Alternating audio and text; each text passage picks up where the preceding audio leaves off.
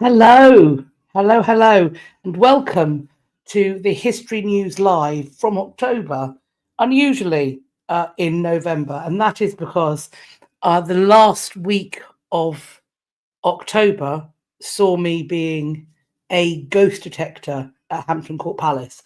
And so I was leaving very early in the morning and getting back quite late at night. And so it was just slightly chaotic to try to arrange to come on and do a history live whilst I was getting home, sometimes very late on account of traffic being sometimes fairly difficult.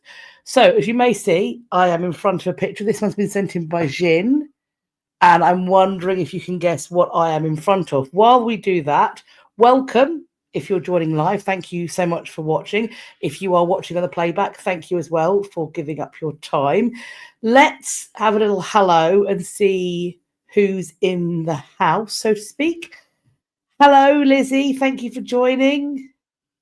Happy Monday indeed, Jessie. Fabulous. Thank you for joining. Leona's making little boxes for the advent calendar. Lovely. Oh, I've just dropped a box on the floor. Ignore that. Marianne Rosie, hello all. Leona sitting down for a cup of coffee. Fabulous. Hello, Shane. Yes, Halloween for the children, I think, was fairly fun. They did dress up. So Gabriel was a skeleton and Dominic was a pumpkin. And then on Sunday, they came in for the last day with me at Hampton Court. Well, they didn't come in with me, obviously, because I was working, but my husband brought them in to roam around and see me. Gabriel didn't quite get the idea that in front of everybody who was there, he probably shouldn't be like, Mummy, Mummy. It's like, no, I'm Ada. Mummy, Mummy.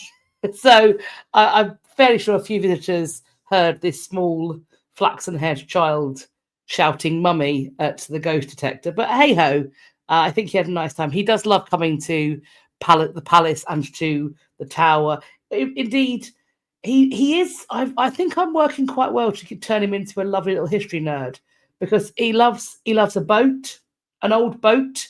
He loves a castle. He loves a palace. He loves it. So fingers crossed, we've got a nerd for the future. Snudpuckle's in. Hello.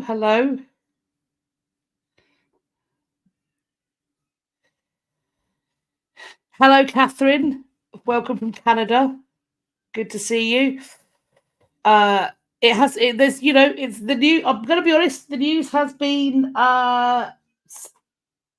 wild. Here, there, everywhere. So we've got quite a bit of repatriations. We've also got quite a lot of ding dongs today, but that's mostly people stealing things from museums, because it's happened. It's not just the Louvre, pals. There's been some thefts all over the place. We're going to get into that in our ding dong section. Debbie, happy November to you too. Thank you so much. Hello, Sarah. And we have a successful guest. Debbie, that is it. This is what I was sat in front of. Congratulations. Thank what? Thank you. The temple. Isn't it cool? What a great background. Thank you so much for sending that over. I love it.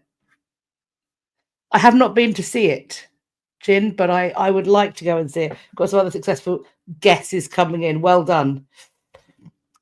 Elverta, happy you could make it to the live too. Thank you so much for joining. Got lots of successful guesses coming in. I can see them all. Well done, everybody. Well done. And where are we? I'm just scrolling through. Yes, Dominic did have no choice about his costume. Gabriel has been a skeleton for the past few years, mostly because me and his dad both have like zip-up skeleton outfits. So he knows that if he gets skeleton outfit, that at least one of us will likely dress the skeleton with him. So he does enjoy that. Although this year I went as Lizzie Borden. So I got out of one costume as a ghost detector, and then I got dressed up as Lizzie Borden when I got home. So the people coming around to trick or treat with us were got the full story about who Lizzie Borden might have been. Right. So let us get ourselves in a position where we can begin. So we have got update news. We've got some repatriation / decolonization news. We've, of course, got some new news. As I mentioned, we've got some ding-dongs. And we've actually got a fair few events or exhibitions to talk about at the end. The articles will be listed and numbered in the description box. That will coincide with the number you will see at the bottom of the screen while I am talking when those slides come up. Thank you to everybody who sent me articles. We're about to hop in and say those thank yous in a moment. I did also stop, because we are now November 3rd, there were news items coming in from the 1st of November. Now, I made the executive decision to only take news items up till the end of October, as this is history news from October. So if you sent me something from the 1st, then I have not included it in this. However, if I haven't already talked about it, I will include it at the end of this month, because the November news should be on the last Monday of November. I can't see a reason currently for that to have to be pushed into December. So all shall be going well. Now then, let us start with some thank yous. Thank you to Yvonne, to Jessie, Elverta, Beth, to Mr. Dr. Cat, my long-suffering husband, to Alicia, Carol, Steve, Penny, Daniella, Joseph, Sarah, Kathy, Jenna, Shane, Snudpuckle, Nancy, Liliana, Leona, Mackenzie and Rebecca. Thank you so much for sharing those news stories with me. And Elverta as well, thank you so much for the super chat. That is very generous of you. And I'm really pleased that you enjoy the channel and my updates. And Shenanigans in Motherhood is definitely, do you know what? That's the most appropriate term for it. Because sometimes I think I'm absolutely nailing it. And I'll tell you what, usually it's when I'm hanging out with a bunch of other people's children. And I'm like, actually, do you know what? Do you know what? Mine is the same or less amount of feral as the kids I'm seeing.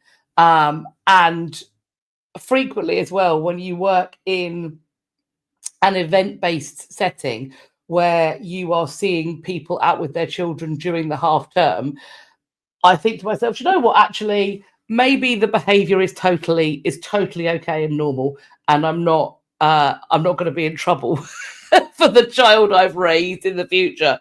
But yeah, Shenanigans in Motherhood for sure.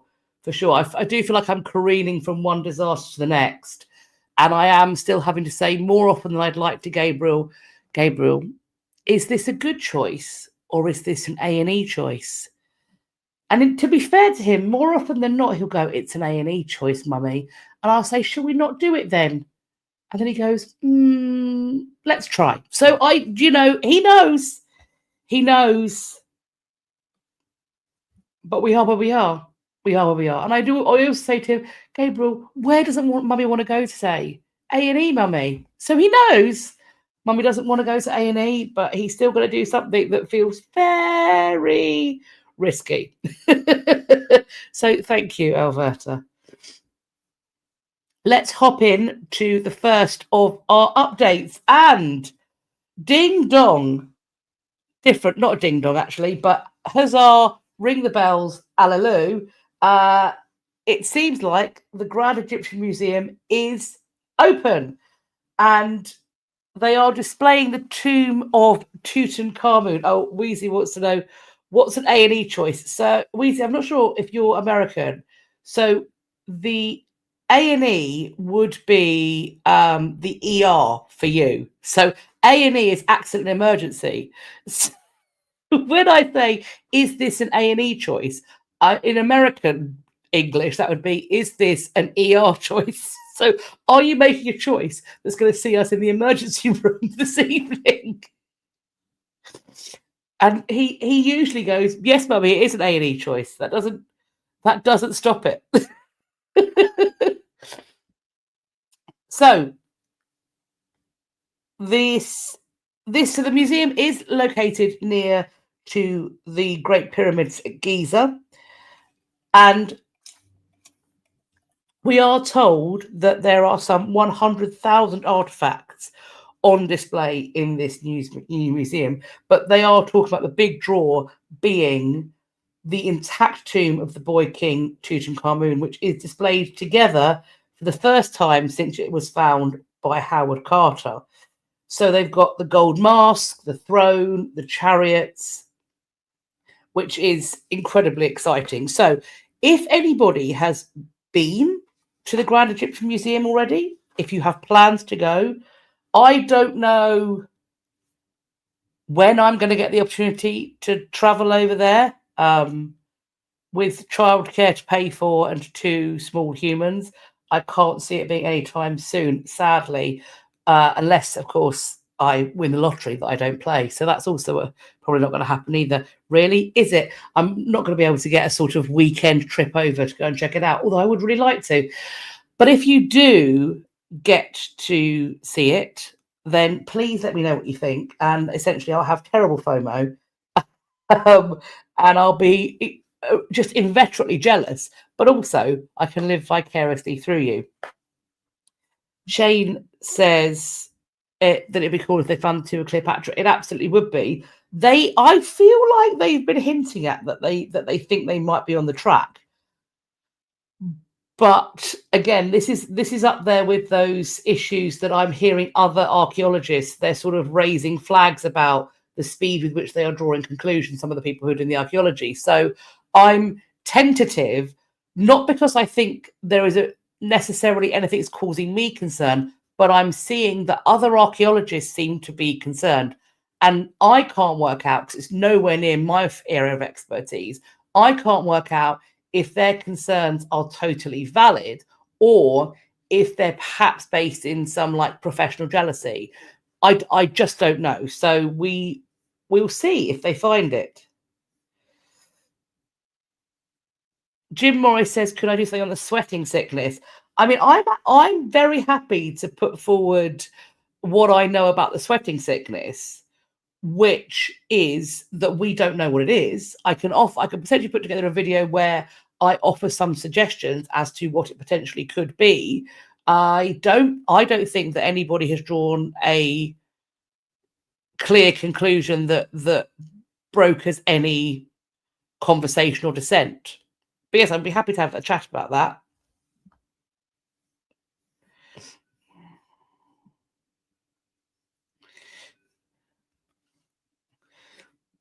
Oh, Snudpuckle, Cleo's tomb might be underwater. I mean, that would be interesting. Oh, that would be interesting. Maybe get some rescue divers in. You know, if they can bring up the Mary Rose, who knows what else they might be able to do.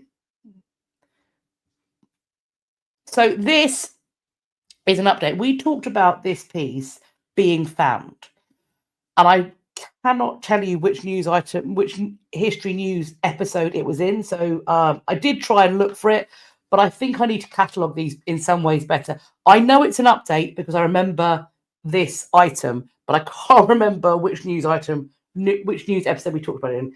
Either way, this is a rare Saxon artifact. It's a gold and garnet sword fitting. It's known as the Stopham Mount. It's thought to be between 1300 and 1400 years old. And from 2026, it's going to be on display in the Novium Museum in Chichester. And this is after a crowdfunding campaign that raised £9,000 to secure its position in this museum. So the museum got grants from the Arts Council and also a donation from the person whose land the mount was found on. They think that these mounts were attached to a strap that was used to secure a sword to its scabbard. So it's a beautiful item, and I always think it's fascinating that there's this real clear, intricate workmanship on something arguably where its purpose is to dispatch people rapidly. I always think it's really interesting when people go to the effort of making effectively a tool like that beautiful. But I suppose it is something you see all the way through. I mean, there are some I don't know if I can say the word actually on this. I'm gonna have to. I'm just to be sure. I'm going to use algo speak. So I apologise for anyone who that annoys, but I don't want to get in any trouble with the algorithm. But I have seen, for example, in the Tower of London, they have a whole display of various items used for dispatching people, including handheld pew-pews. You know what I'm talking about. And some of those are really beautifully enamelled. They've got like diamonds in the handles. Real workmanship has gone into making these items for dispatching people into essentially jewellery. And I do find that interesting. It's not particularly a psychology I understand, but I suppose I would like to look into it and find out more. We also have an update on the Vatican Museum's promise to send back Indigenous artefacts to the First Nations people in Canada. So they have a kayak here that has been in the Vatican Museum, in the vault of the Vatican Museum for decades, and along with a number of other Indigenous artefacts. So sources have related that the Canadian Catholic Church is making good progress towards an agreement to return these objects before the end of the year. It's going to be facilitated by the Canadian Conference of Catholic Bishops. And it said that there's an official announcement that's likely to come from the Holy See in the coming weeks. One of the rare kayak is supposedly going to go first to the Canadian Museum of History in Gatineau, Quebec, where it will be assessed for its condition. Its age will be confirmed, as will its origin. And then there's going to be a meeting with a committee of Indigenous representatives to determine where this kayak and other pieces should ultimately be returned to or placed. This is the similar thing that happened when the Vatican returned fragments of the Parthenon marbles to Greece in 2023. The kayak and the other items was apparently originally sent to Rome in 1925 for a world exhibition that was organised by Pope Pius XI. He invited Catholic missionaries from across the globe to ship, quote, examples of Indigenous life from the regions they worked. And thus, some 100,000 objects arrived in Rome, often due to a relationship with the Catholic Church that was based upon forced conversion. So it'll be interesting to see what's going to happen. I am not a Roman Catholic. I have seen the new Pope Leo XIV, speak, and he speaks, to my mind, a lot of the things that I would think promote the idea of Christian charity, which I suppose is really his job to do. And in many ways, from what I understand, he is following on the legacy of his predecessor. So we shall see, but this is promising, I think, and hopefully it might stand as an example. We do know he was praying with King Charles. Let's see if they, I wonder if they had a chat about the British Museum's behaviour and other institutions in this country. We shall see.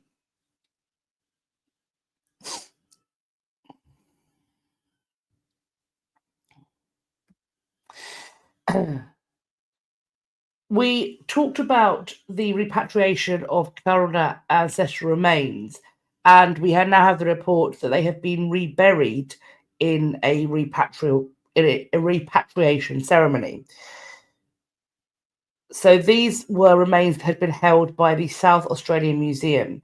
They have now been repatriated and laid to rest in a ceremony in Adelaide's north. This burial site is the resting place of hundreds of Kaurna ancestors, including some whose remains have been collected by the museum over a century ago. A Corner elder has said that it was a significant day, it's a significant milestone, but they do wish to still repatriate other remains that have been held overseas. So hopefully this is a step in the right direction. Other people will be inspired to behave similarly.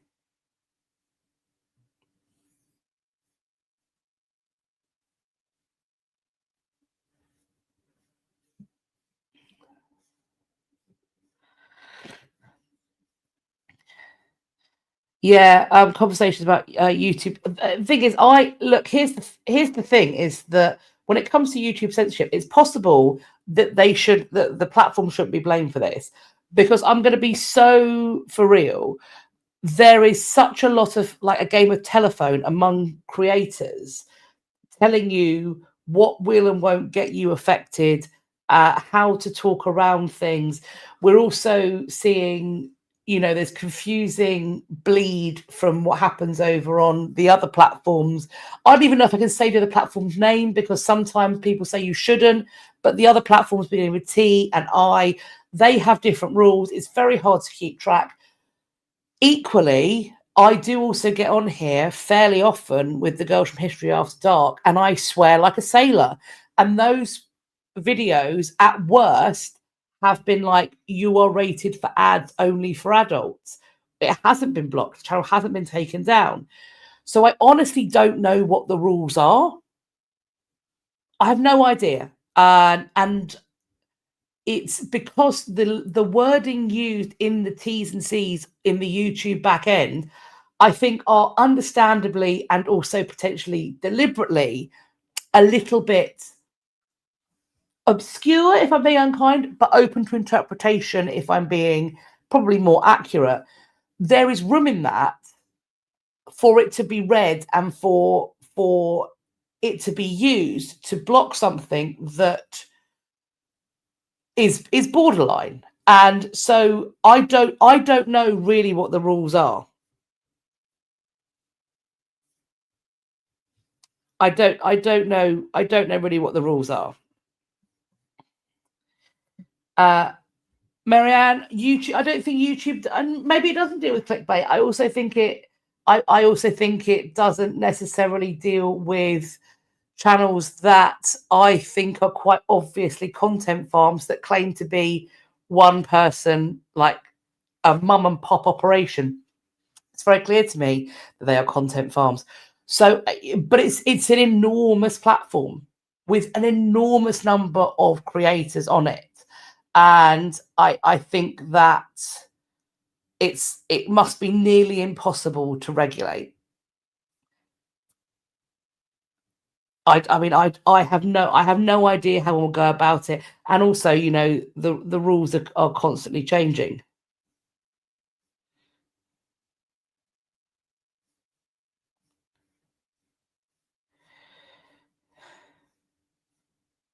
Wheezy's saying that tarot card readers have been forced to draw clothing on the images of their tarot cards.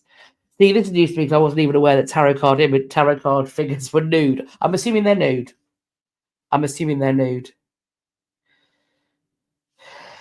Yeah, look. So that's why I know it irritates people, so I do apologize for that. But at the same time, I don't know what would be in breach. So that's why I'm a little bit cautious and careful. Another update. We talked about this a while ago. The idea that there's going to be near to Stonehenge, not underneath Stonehenge, but near to Stonehenge, a tunnel. And there were varied thoughts about this. Some people within the kind of heritage and preservation community were super in favor of this. They were of the opinion that, based on what they were seeing, this would reduce the amount of pollution, that it would preserve the stones of Stonehenge. Meanwhile, other people with similar expertise were saying this is a really bad idea.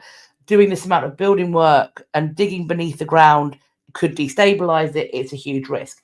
Now it seems like the government is going to potentially remove planning permission for this tunnel on the A303.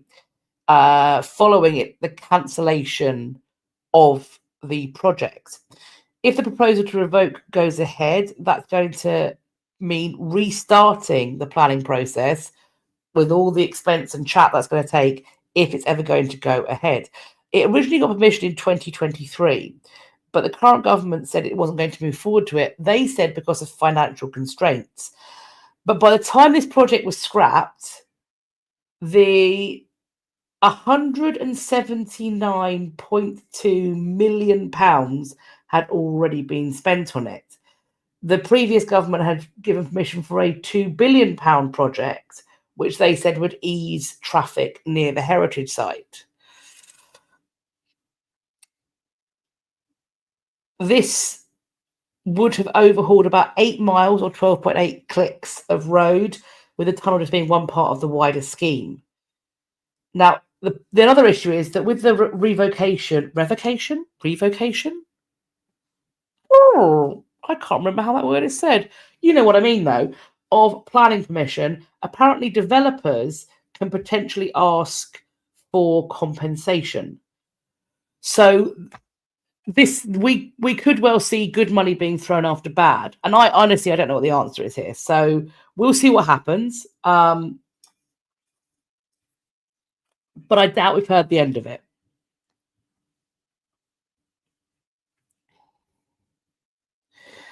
Lots of whatever says, I feel like whatever changes are made to traffic near Stonehenge is a choice of picking your poison. I totally see that. There's a part of, again, not my area of expertise, there's a part of me that sees the logic in a tunnel that maybe prevents people from rubbernecking, let's be honest, rubbernecking the Stonehenge site from the road. If they were in a tunnel, then presumably they wouldn't slow down, they wouldn't bottleneck traffic, and thus the pollution levels would drop? Question mark, maybe. But equally, digging up the land around is an issue. I can see that too. My geography is bad and my geology is worse. Strata, minerals, rocks. I don't want to mess about with it because I feel like things could go very horribly wrong. Scarlet, yeah, and that's the other thing. There is historically sensitive stuff below the whole area. And on the flip side, if we go digging around in there, what we do know is that the way things operate in this country is when you're doing stuff like that, archaeologists are going to have their little mitts in that dirt. So this is probably the one chance we're going to get for ages. If this road isn't dug up and rebuilt, we are going to have present day archaeological techniques rooting around in that dirt. It's a way, selfishly, it's a way for us to learn a lot about the site that we wouldn't know otherwise because it's currently tarmacked. So all of these things for me, they flip both ways.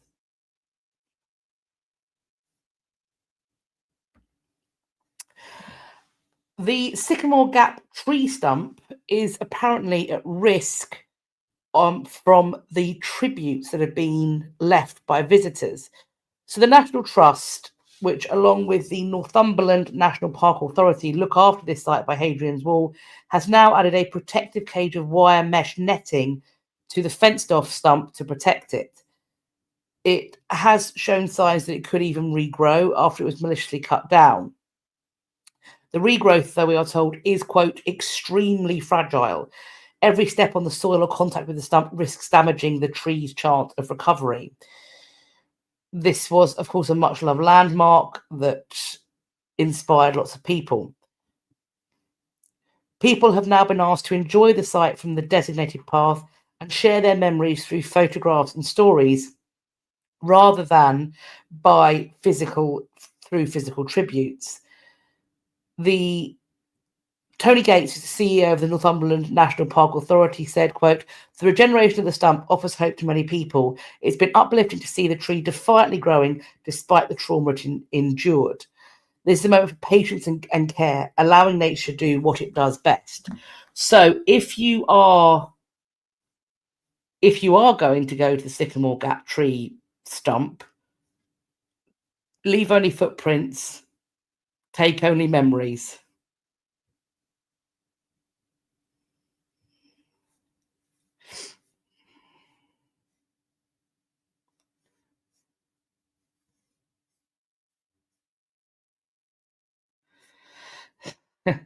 Hi, Sarah. Yeah, the good intentions strike again. Yeah, and it's, I suppose it's also like the love locks, isn't it? Like they are,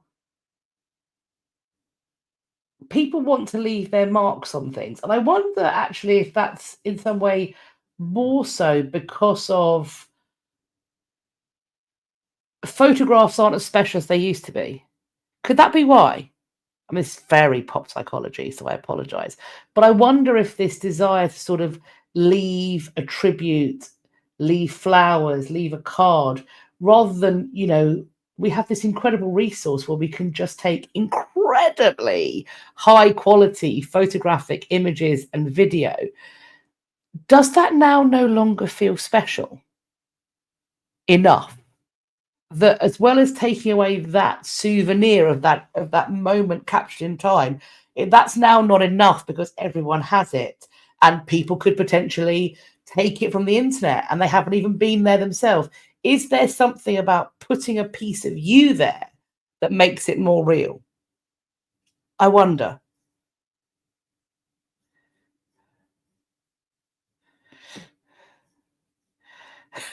The buckle, just like dogs pee and everything. Is it though? Is it though?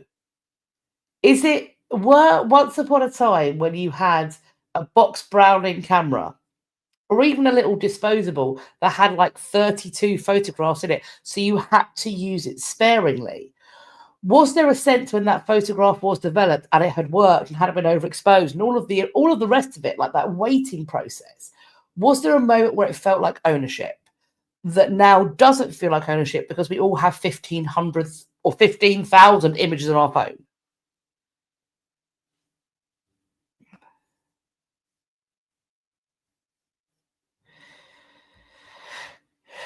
Deb asks, is there a visitor centre, something close to site, maybe something set up for tributes? I don't know. That's a great question. I don't know.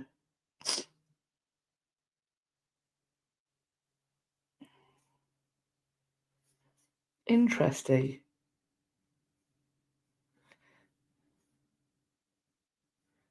Interesting. Well, that's one for the psychologist. Kilroy was here.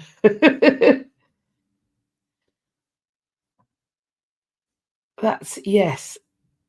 That is, I think that's interesting. And I wonder more about it. If anyone knows a kind of sociologist or psychologist that wants to bang that question out, because it's been following up on this, and I'm going to move on because I'm not going to waffle at you completely about this, but it's really been since the advent of phones with in 4K cameras on them, these really high quality image taking phones, that you start hearing about various cities going to their bridges and having to take the love locks all off because there was a danger that the bridge was going to collapse under the weight of the love locks.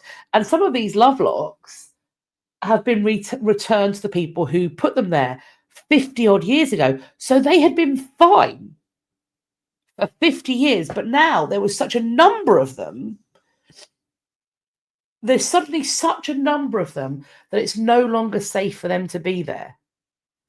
And so I wonder, is it our capacity to photograph things so easily and almost so disposably, because you don't print, I mean, I certainly don't print off everything in my phone, good Lord.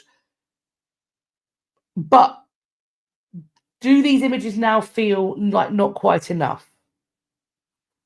I wonder.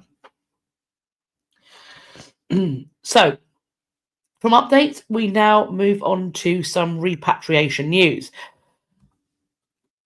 CBP, which is Customs and Border Protection in the US, they have seized a Egyptian statue valued at $6 million, and along with other smuggled artifacts that were apparently destined for a collector in Maryland.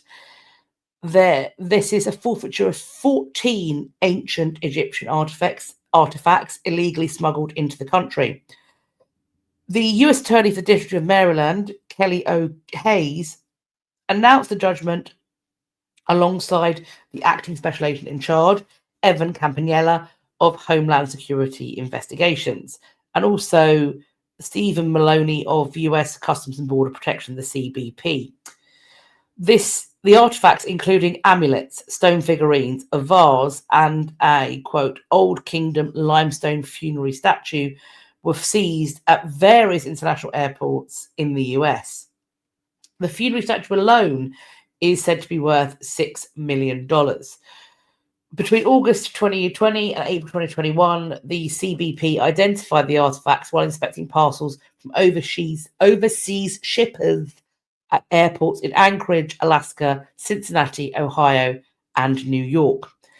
Historians and antique appraisers later confirmed the artifacts' authenticity and value. The efforts of the CBP has been praised, and they said, quote, the recovery of this ancient Egyptian statue, valued at $6 million, underscores the CBP's commitment to protecting cultural heritage and working collaboratively with our partners to identify those who seek to profit from theft and smuggling. Wheezy Squeezebox asked, loves locks on bridges, is that a British thing?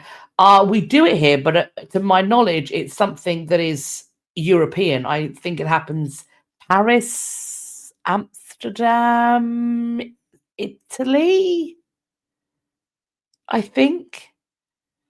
Essentially, you need to find a bridge that's got the sort of fencing that would tolerate having a love lock put on it. So, for example, the bridges in London, there aren't many or any that will tolerate that. You couldn't do it on Tower Bridge. You couldn't do it on London Bridge unless you were going to sort of string up ropes in between pillars, columns on it. Just thinking, Millennium Bridge, couldn't do it there. So it has to be a bridge that usually has some kind of, I suppose, grating that you can put things, attached locks to.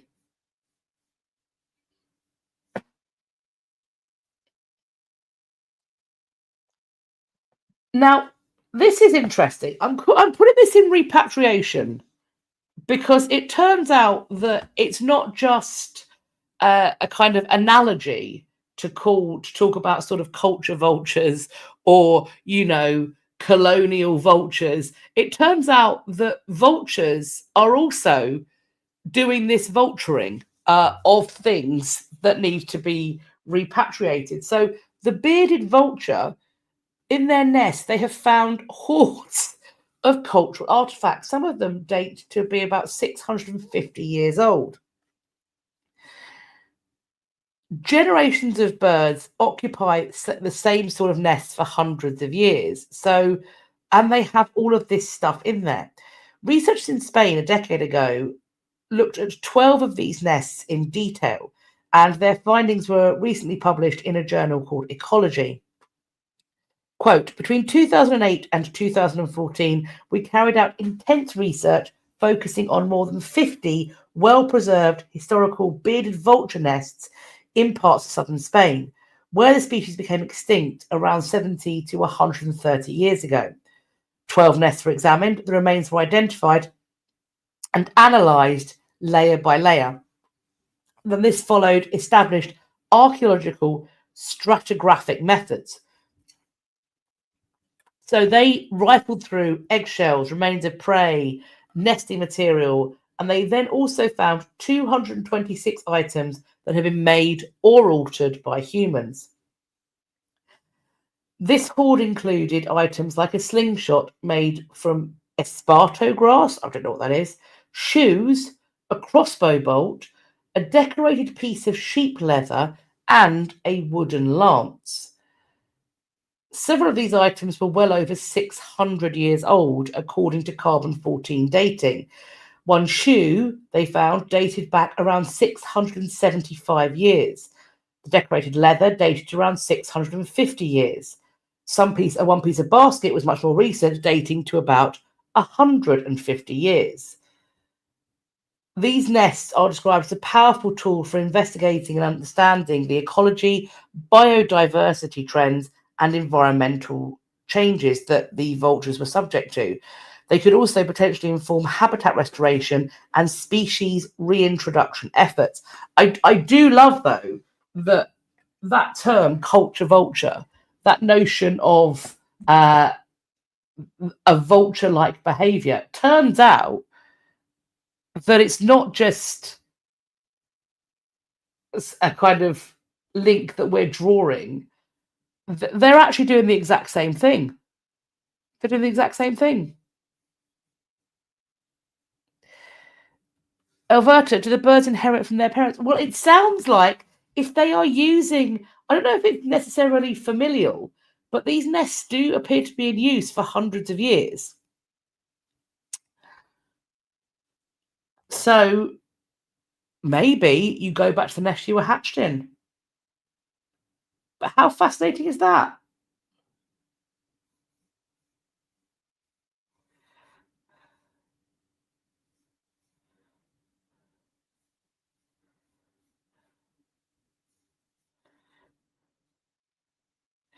Wheezy Squeezebox suggests the Lovelock thing was probably promoted by padlock makers. Wouldn't surprise me even in the slightest, particularly if they've made their padlocks so they can be engraved and they can offer the engraving. Would not surprise me one solitary iota. I mean, let's also remember that where the diamond engagement ring, that fashion was solely put forward by diamond ring makers.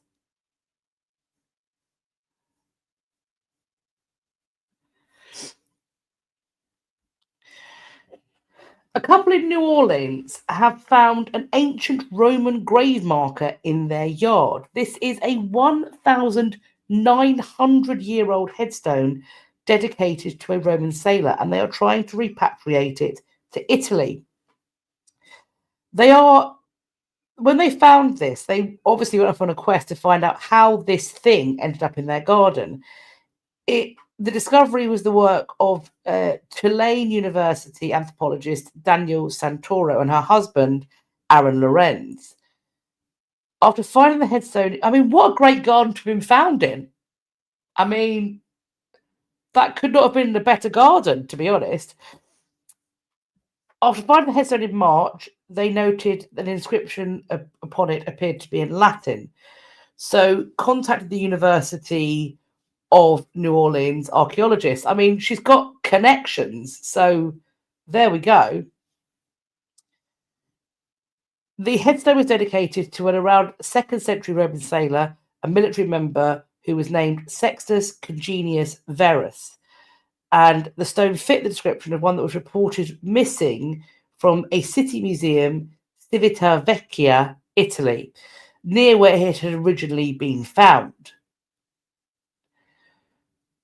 So they contacted this museum and turned the stone over to the FBI's art crime team as a step towards repatriating it. From what the group could tell, the tombstone was likely brought to New Orleans sometime in the 20th century, perhaps after the Second World War, ding, ding, ding, which saw the US military and other allied forces fighting in Italy. It's not immediately clear who might have done it, though. The home that the garden was found in, it once belonged to a family of late locals, Frank and Selma Simon, for much of the 1900s.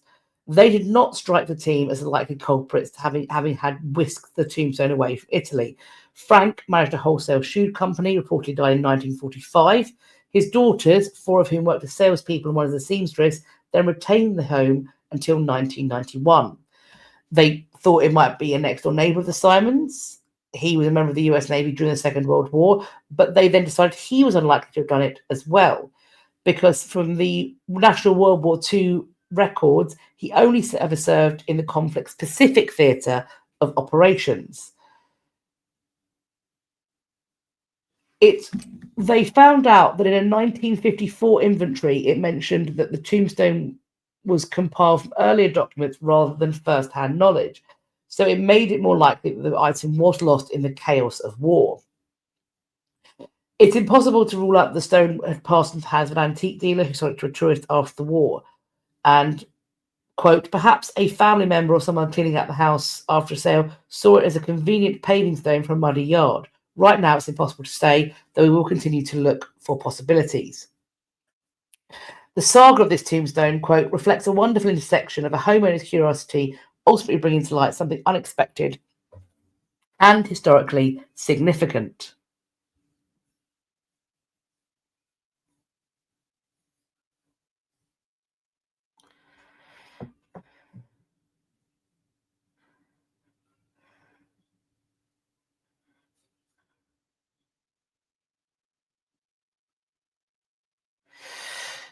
Subi asked, could it have been used as a ballast on the way over?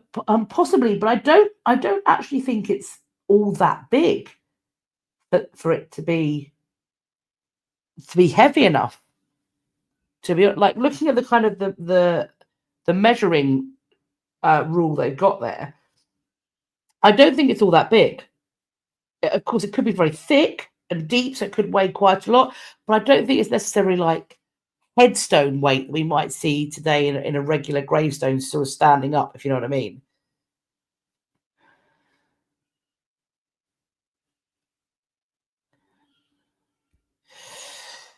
California Capybara says they are researching the history of mental illness and treatment in England, its influence on American treatment. Any good books or people I could contact? Thank you.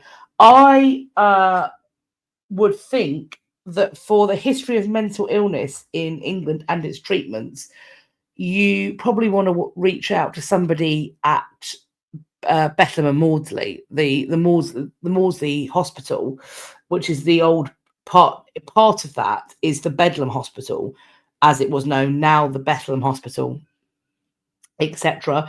So there's great archivists who are involved with the history side of it, and they do have a museum. That would be a great place to start and see. I'm sure there will be books published through them by their scholars. The Wellcome collection, 2L's Wellcome, also has some great information that could be of use to you. So those are places that I would start if I were you. When it comes to the American side of things, they may be able to point you in the direction as well.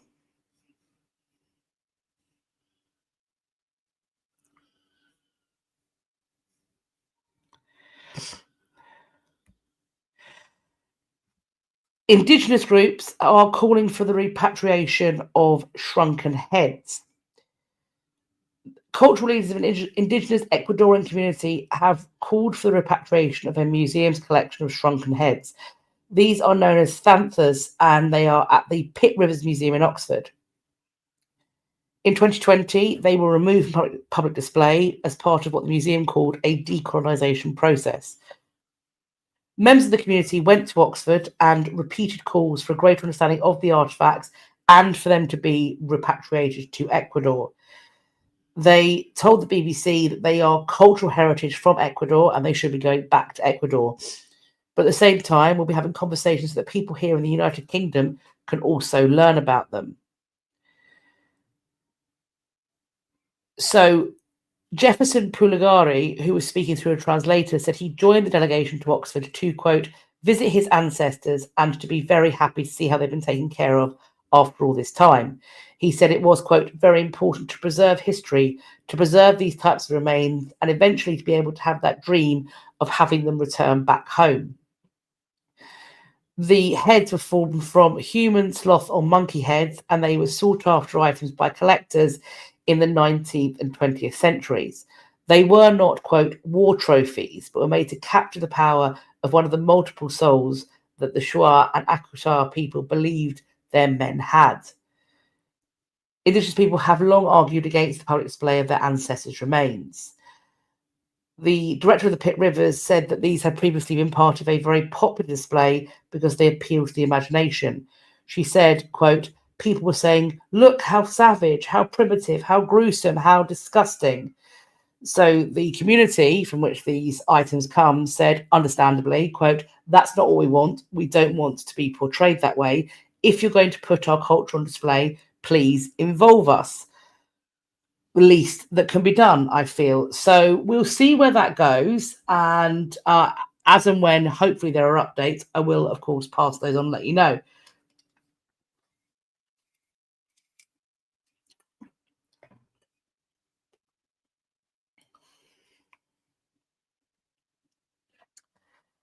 A German museum.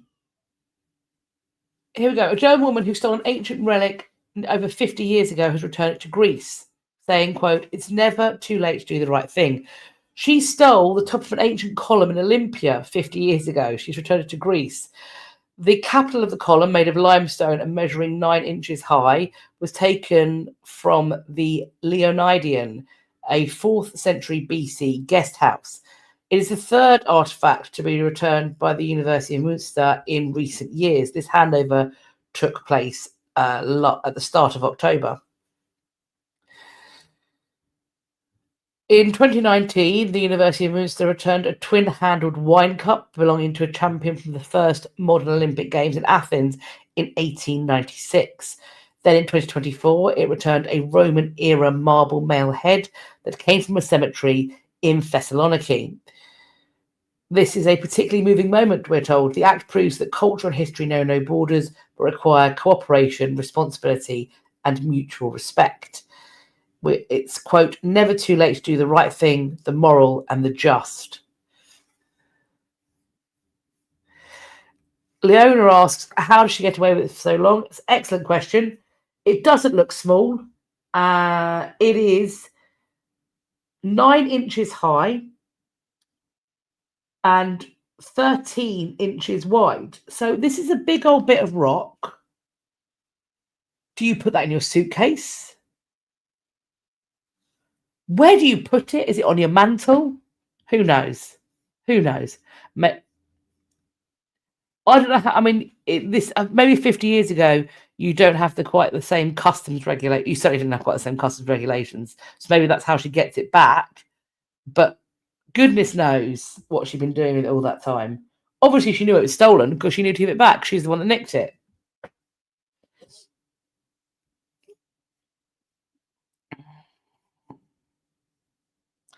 Coco Creates says, not really something you can pop into your pocket. Well, I suppose it depends on how big your pockets are, but I would imagine it would be tricky. It would be tricky in most standard pockets. I would agree with that. Jessie, I did think cruise ship. I thought that was that would be an incredibly logical choice. It goes back into your cruise cabin, and then it comes out with you when you land. That makes loads of sense to me.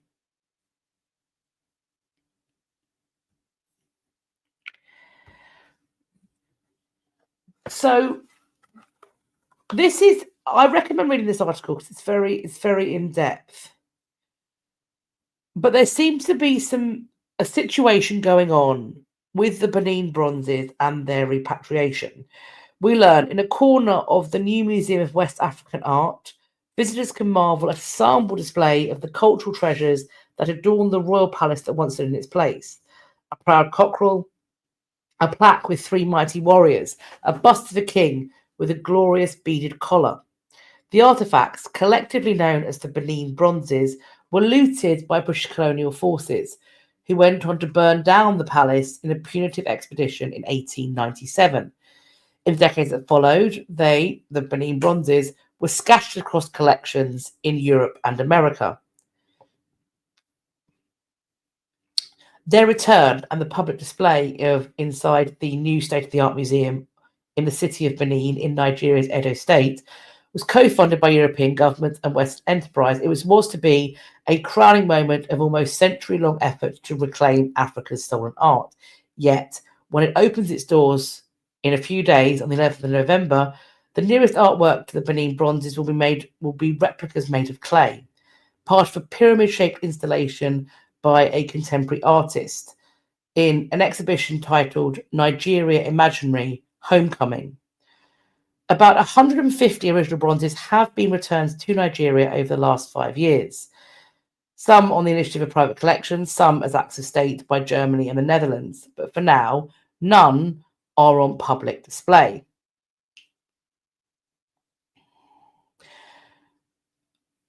Malwa's director says, quote, "In the West, there was a race to see who was going to be the first institution to restitute, and there was not enough focus on whom they would be restituted to.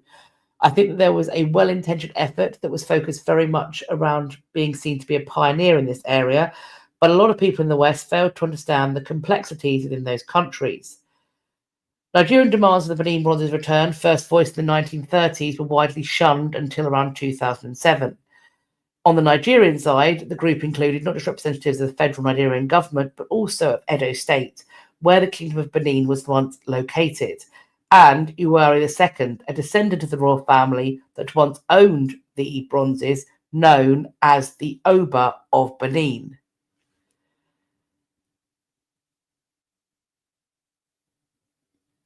So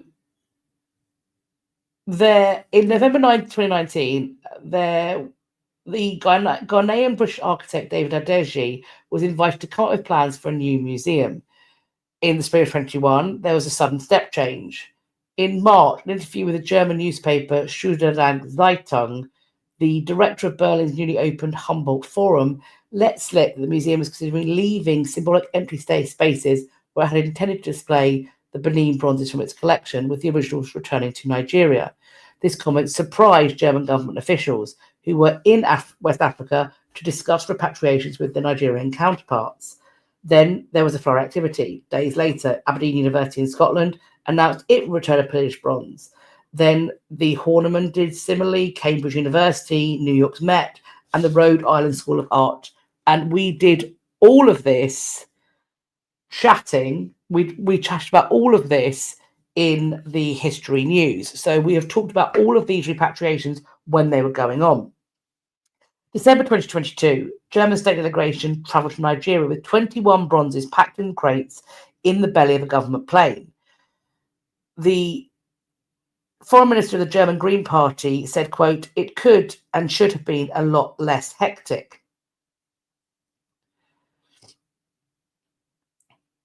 The tussle over the bronzes was ended in an abrupt fashion on the 23rd of March 2023, when Nigeria's federal government announced in an official gazette that the Oba of Benin was the stolen treasure's rightful owner and custodian.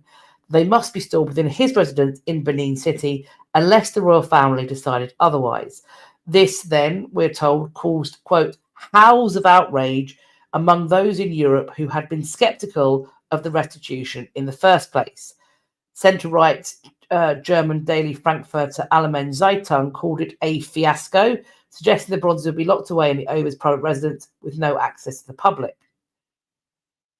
This is, though, unlikely to be the case.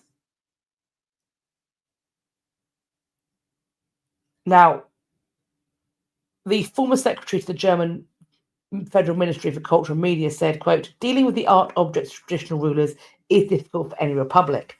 Germany took 100 years to reach an agreement with the Hohenzollers, the German imperial dynasty that was overthrown at the end of the First World War.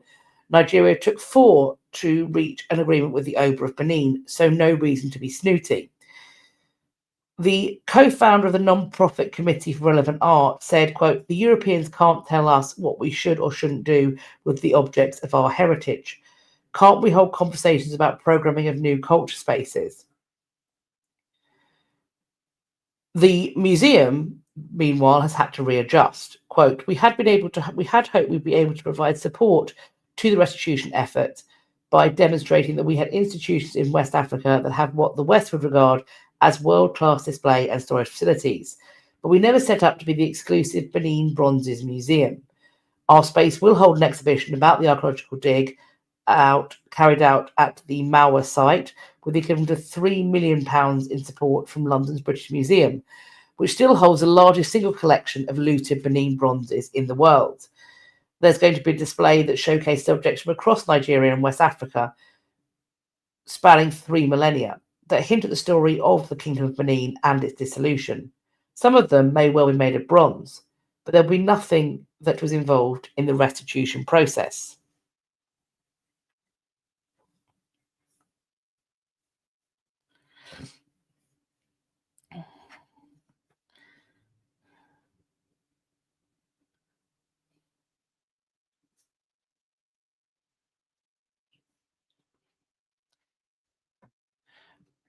Gillian said it's actually kind of scary what people have hidden away because they can deny facts away. I mean, that yes, there's that museum that's connected to the people that own, I don't want to get this wrong, Hobby Lobby?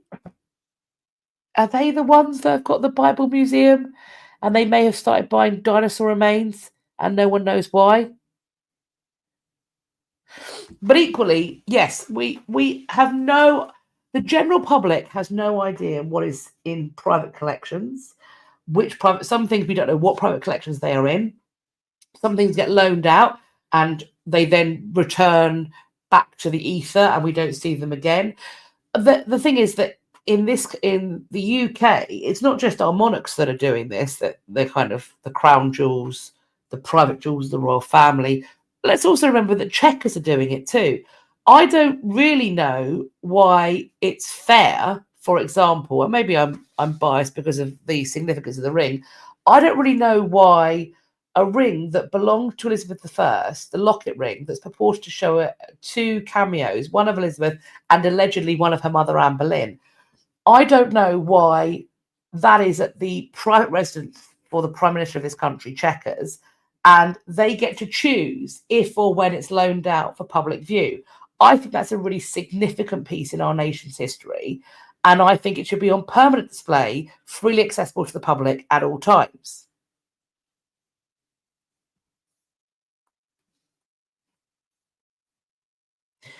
So yeah, I have big questions about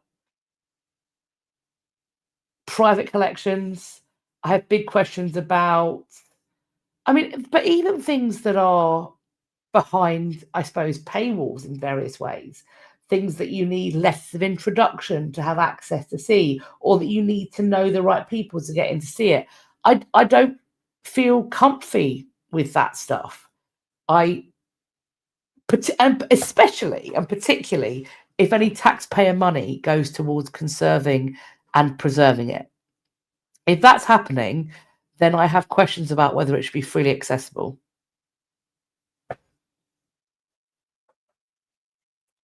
My opinion.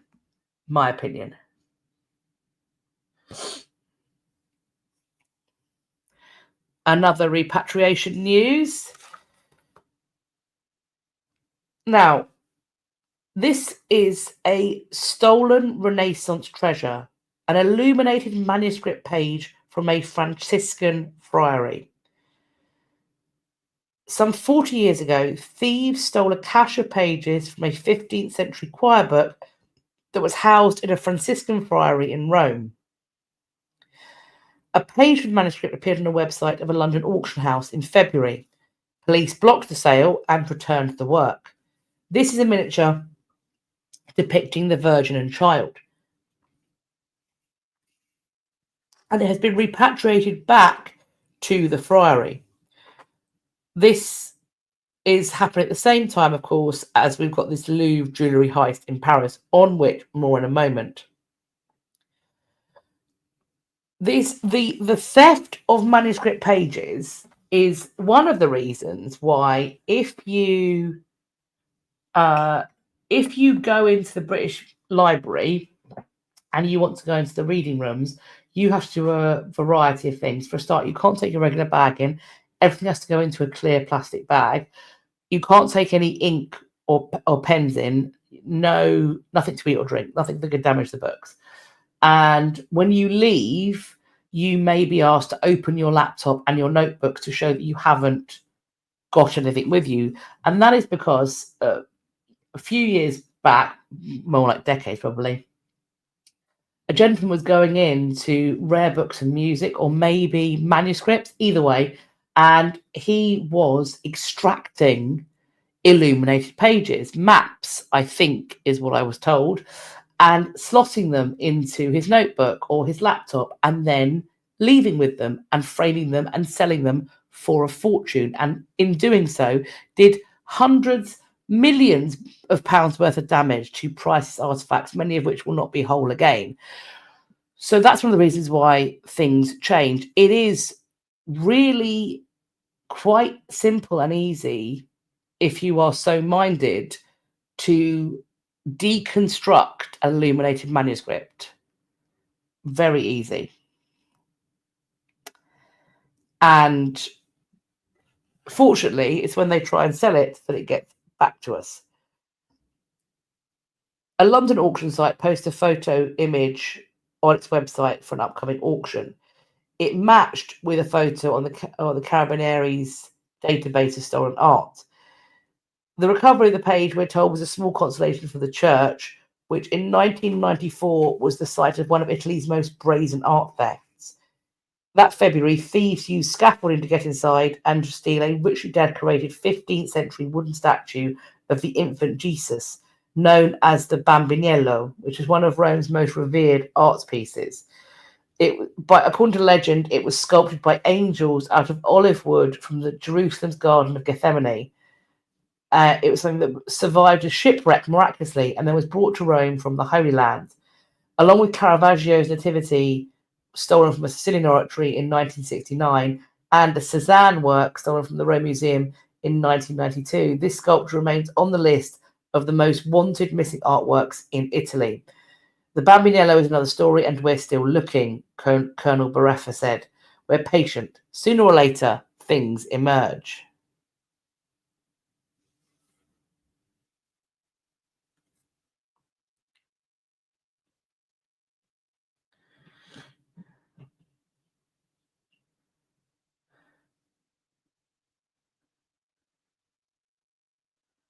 So,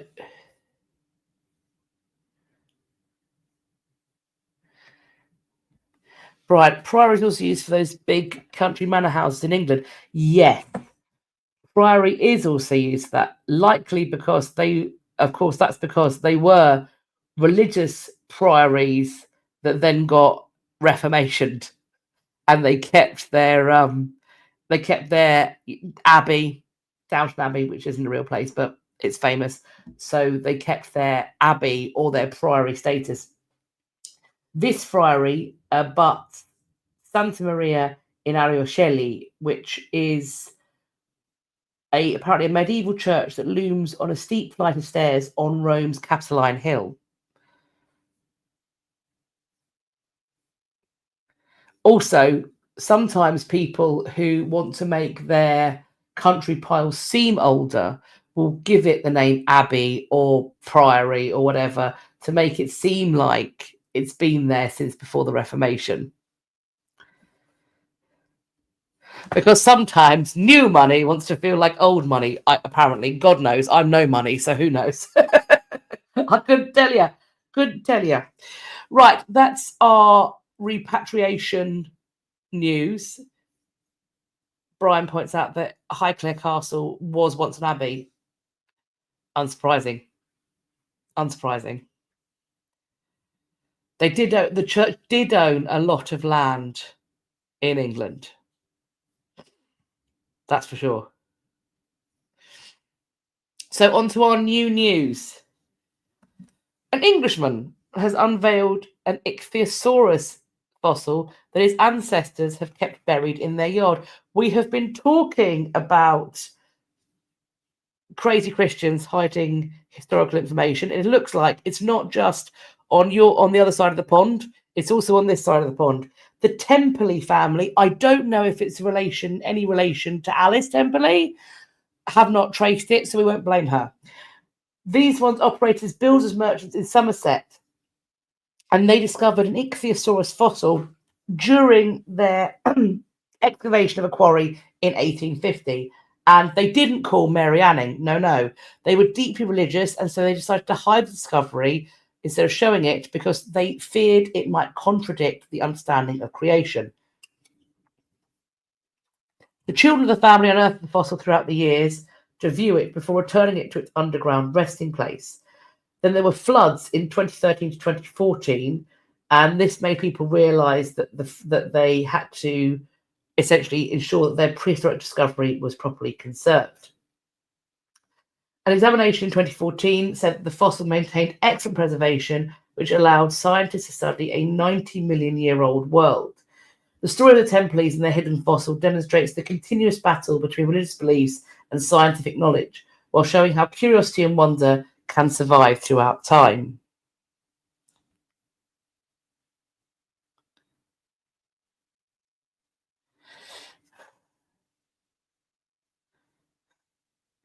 Absinthe Kiss says it's only worth calling it a manor. You're calling a manor an abbey if there's a ghost to go with it. That's a valid point. If you're not, are you even old money if you are not fully haunted, a la ghost? If your ancestors and your ancestors' ancestors aren't sneaking in while you're putting on your jammies, are you even rich? Are you even posh? I don't think so.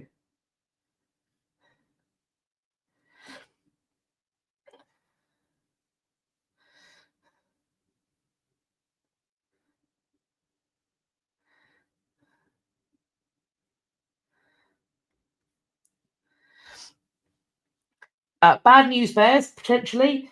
Coming up soon. Egypt has reopened Amenhotep III's tomb after 20 years of renovation. Now, this one, potentially fine.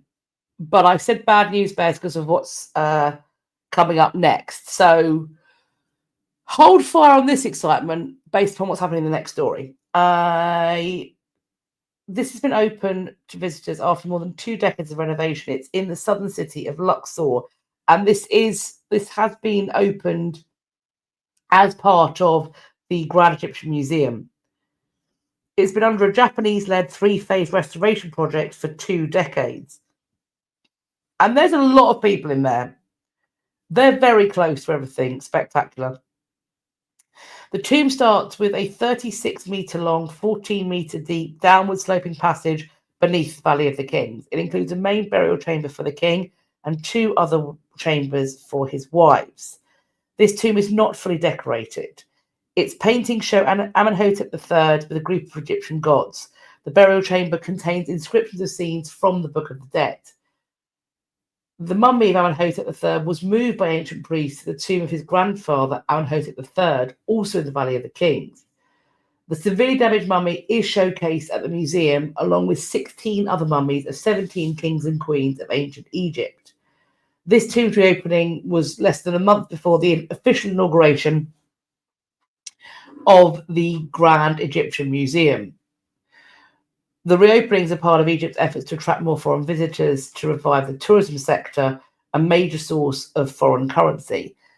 And from the pictures, it looks incredible. I'm going to be so for real. I don't like heights, but I also don't like deeps. I don't like deeps either. And I remember I went to Cornwall when I was a kid, and I got to go down the tin mines. And I will never, walking into the earth like that, I will never do it again. The sound of that burial chamber made me immediately go, no thanks, no thank you. I'm sure it's brilliant. I'm sure it's incredible. I love looking at the pictures. You will not, my claustrophobia, I have all of the phobias. I need therapy. That was a realization. There we are. I don't like deep. I don't like high. I don't like small. I also don't really like big.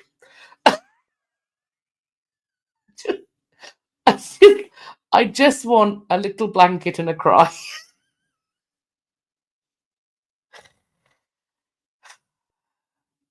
There we are.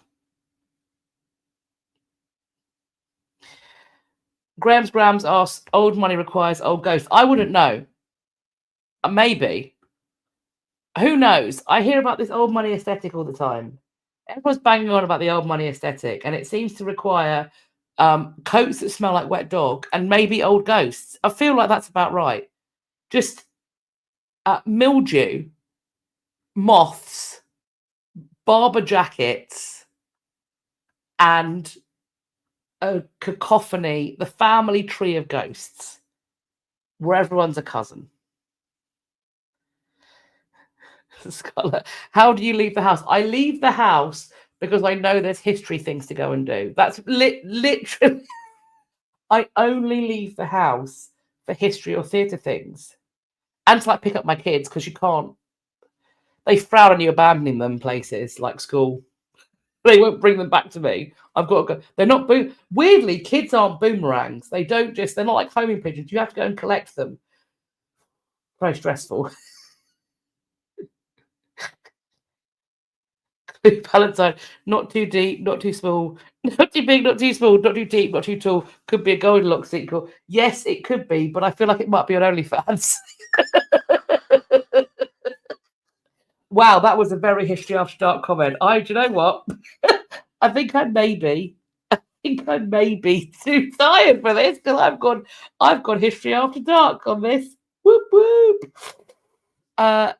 This is the reason for me saying don't get too excited about the Amenhotep III, because King Tut's tomb is at risk of collapse. This is the Valley of the Kings. It's experienced instability and damage from flash flooding and major faults that have worsened over time. There's needs for reinforcing the underground tomb using innovative technology. Oh, right. Brian has said, Tudor historical figure you'd follow on OnlyFans. Not Tudor. But historical figure. It's got to be William the Marshal. It's got to be William the Marshal. Greatest knight. A history crush. For sure. History crush for sure.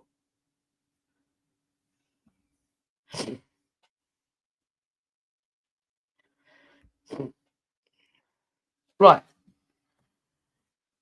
So there needs to be some reinforcement, it said. The tomb has 4 main chambers, an entrance ramp and stairs. There are severe cracks in the antechamber and the burial chamber in the ceilings around a main fault. This has allowed rainwater to damage and endanger the tomb's structural integrity and murals. Samples were found to be brittle with fluctuations in moisture, lessening its strength. Rock failure in the antechamber and burial chamber ceilings is due to the overburden and swelling pressure from shale, particularly during flash floods. They suggest, quote, reducing moisture fluctuations throughout the tomb to further stabilize the structure, which can be achieved by limiting air circulation in and around the tomb. It recommends a well-focused strengthening and retrofitting program. I'm going to say limiting air circulation inside and around the tomb means sealing it up, right? That's what it means. Sealing it up in an appropriate way. And I just worry about opening these tombs up to the public because they were never meant to be open to anybody once they were sealed. I wonder about the lasting damage and effect that we're going to see.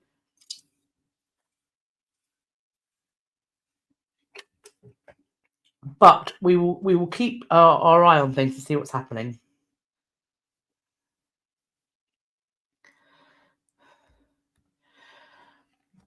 Major discoveries at Bremium Roman Fort. This is in Northumberland in England. It was discovered around about AD 80, and it was there to defend an extension of Deer Street, a Roman road running from York to Cambridge, north of Hadrian's Wall.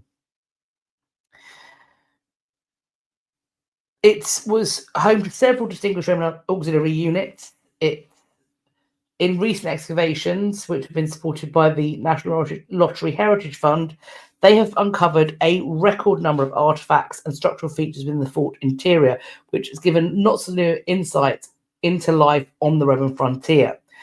They have found military artifacts, including a spearhead and a slinger's lead shot, alongside rich domestic items. They found fine Samian ware, black burnished ware, grey ware, and the remains of amphora imported from northern Spain, thought to have once carried olive oil.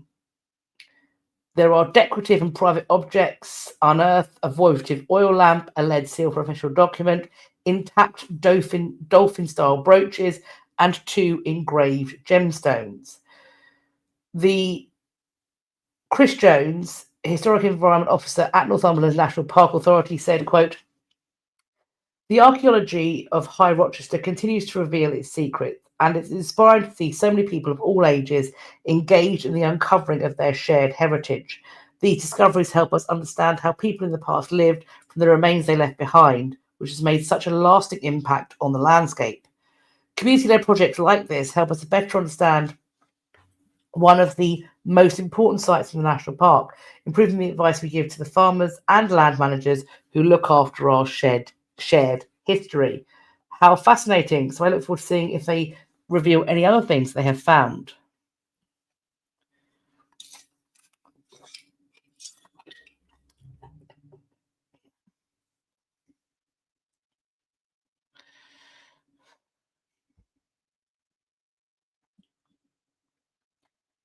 $1,500-year-old pins filled with dazzling gems and glass, these eagle brooches we see here, were worn by powerful Visigoth women.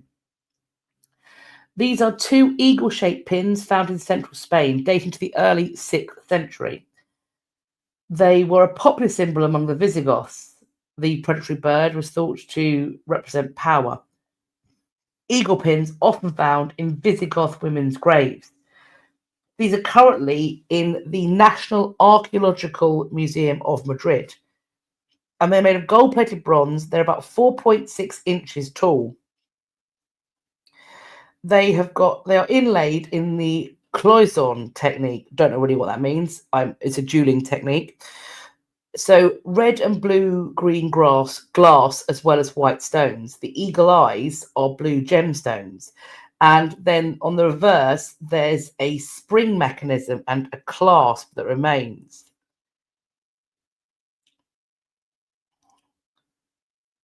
These are incredibly beautiful.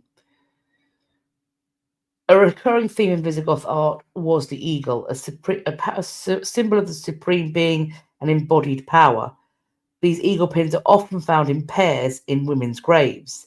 In the mid-7th century, the Visigoth king ordered the establishment of the Visigothic Code, a set of laws that was quite progressive for the time. Women could inherit land and titles and arrange their own marriages.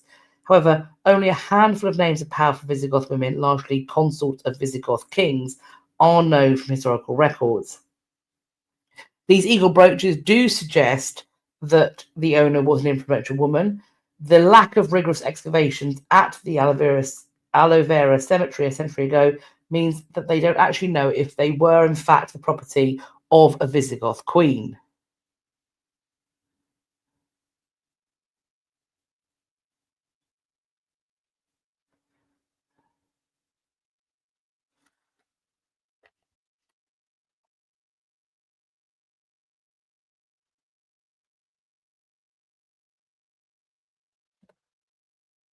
We have got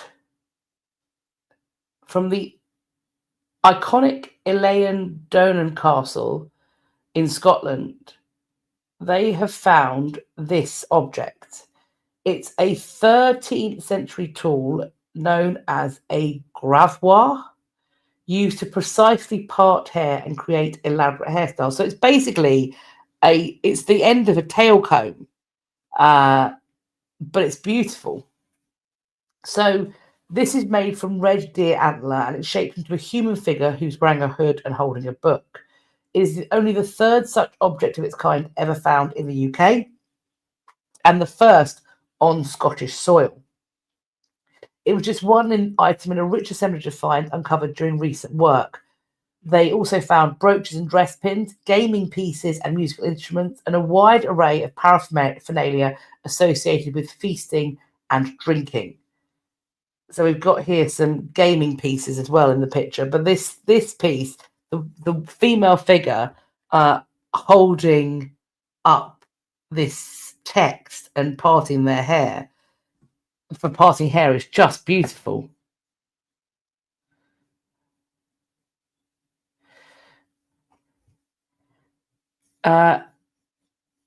Tiffany, yes, I can certainly email you a link over to this. However, if you just go into the description box and you go to number 19, the link is there. So if you in the description box of this, number 19, you can click into the link to this, as with all of the articles that you will see on screen.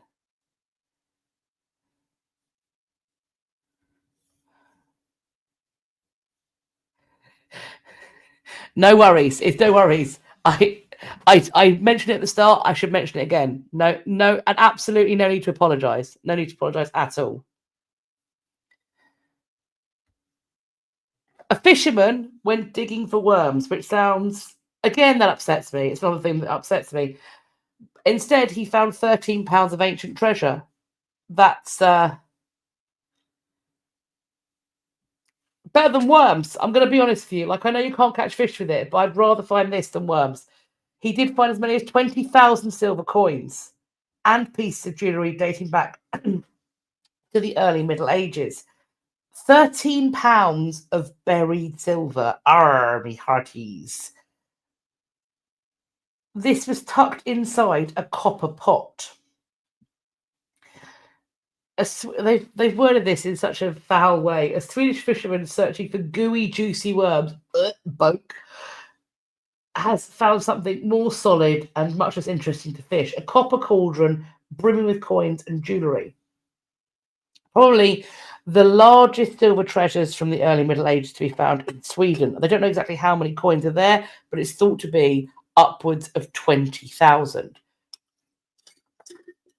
They mainly come from the 12th century CE, and it's embossed with the text Canutus, which is the name Knut in Latin. They are minted, it's thought, during Knut Ericsson's reign as Sweden's king. The copper cauldron holding the treasure was, quote, unfortunately not as well preserved as the objects inside. In addition to the coin, they have silver rings, silver pendants, and pearls. They found, as well, bishops' coins that would have been minted in Europe during the Middle Ages for specific bishops. Many of the coins have uneven cut edges, raised designs on their faces. One particularly eye-catching example has got a building, likely a church. Some are adorned with decorative dotted borders.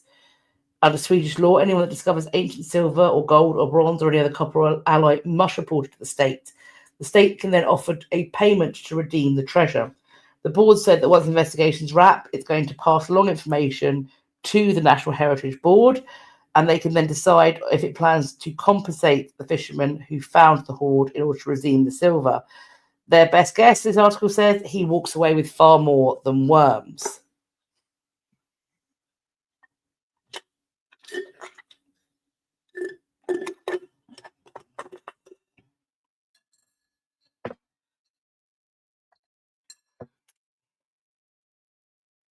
It's a chat confusing fishermen with pirates. Hunting for worms in the dirt doesn't seem pirate-esque. No, but finding buried treasure in the dirt is very pirate-esque.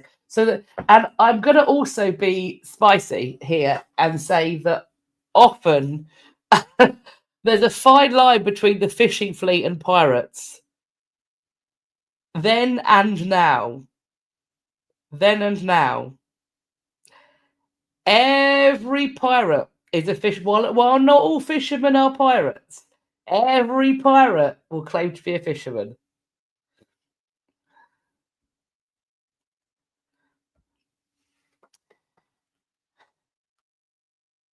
A charity shop purchase for £20 has been revealed to be a priceless Robert the Bruce glasswork.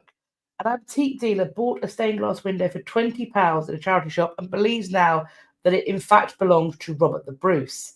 Richard Drummond, aged 49, found it in Moffat, Scotland. He was told it had been found in an old house. He cleaned the grime off and uncovered Latin text translating to Robert Bruce, King of Scots. The BBC programme The Bidding Room estimated that this could be around 700 years old. Richard said, quote, if this is proven to be of that period, it's a massive historical find for Scotland. It's gorgeous as well. It's really beautiful. The craftsmanship is incredible. Fabulous.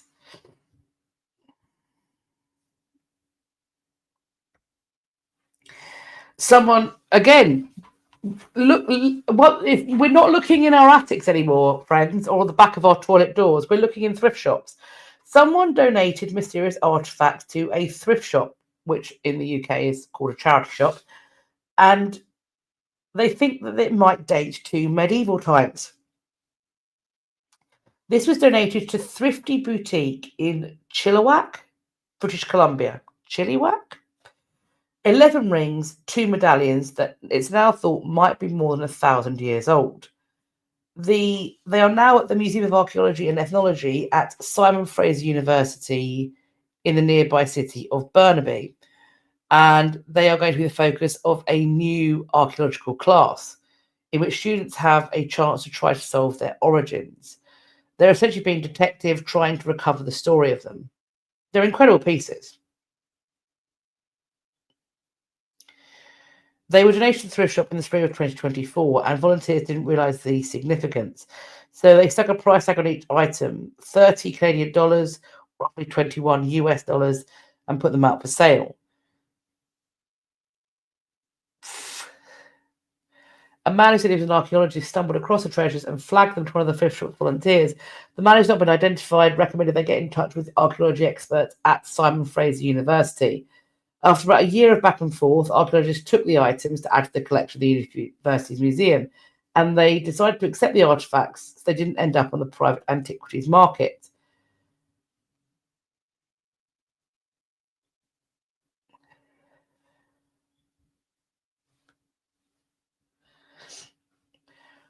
Once they get to work, students might discover that the items are forgeries. Even that could be a valuable finding.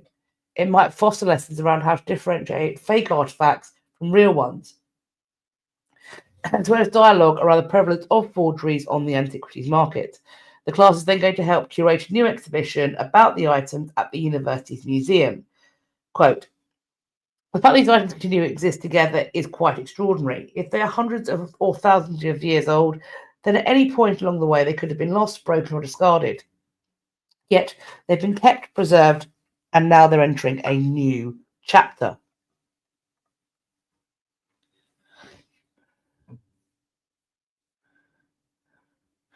So Chilliwack, emphasis on the first syllable, Chilliwack. Thank you, thank you, thank you. Lovejoy was here, maybe, or I mean, who knows? When we get an update on what the students have found, hopefully we'll get an update, although maybe not till the end of the year. I assume they would have started. I assume they would have started their class in September. So if they're doing this over the year, 3 years, who knows? Maybe we'll find out more. I'll update you either way.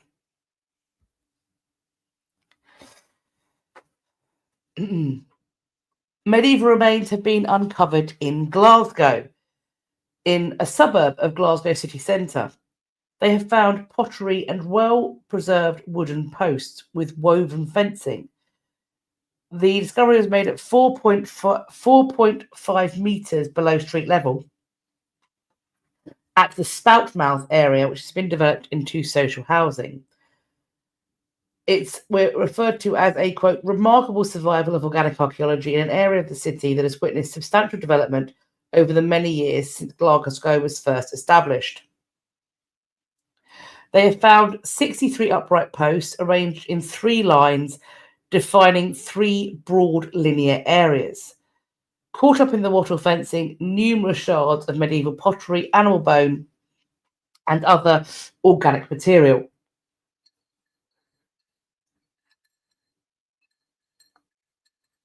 The bulk of the pottery is a mix of medieval fragments dating to around the 13th to 14th century.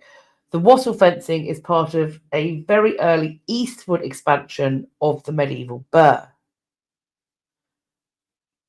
So this is, as part of the building, they are doing a whole extensive amount of archaeology, which is expected to be completed by November, start of November, end of November, not sure, we'll find out. But construction is expected to be completed by summer 2027. So as we find out more of what this find is going to show us, then I will, of course, update you, because I feel like we're going to hear more from this place, and I will be sure to let you know.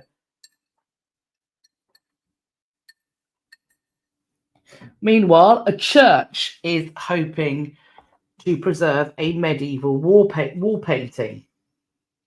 It's a doom painting. or a Last Judgment painting. And this is St. Peter's Church in Cound, Shropshire. It's thought to be 600 years old. It does need significant work to preserve it, which is going to have to be paid through a fundraising campaign. It's thought it's going to cost about £50,000 to get this done. It was discovered in 1891 when builders were stripping plaster from the east wall of the nave. So, in the top tier, you're going to have Christ in Majesty sitting on a rainbow, and apparently you can see a bit of the rainbow. He's displaying his 4 wounds, and with him there'll be the Virgin Mary, St. Peter, John the Baptist. Below that, you have the saved, so people arising out of their grave and being taken to the heavenly city. On the other side is the damned. So on that side of the painting, you have devils, the jaws of hell, eternal suffering. These paintings are now viewed as very, very important. It's a way of understanding how people lived and how they depict things. So they've had concerts for donations. They've had a fete. They raised money to keep the church going for the insurance and things like that. So some of the paintings were varnished over in Victorian times, but this one remains as it was. So if you have any cash to spare and you would like to support them, then if you go to the news item linked, you should be able to find a way to get to this church and potentially send them some cash if you feel so minded.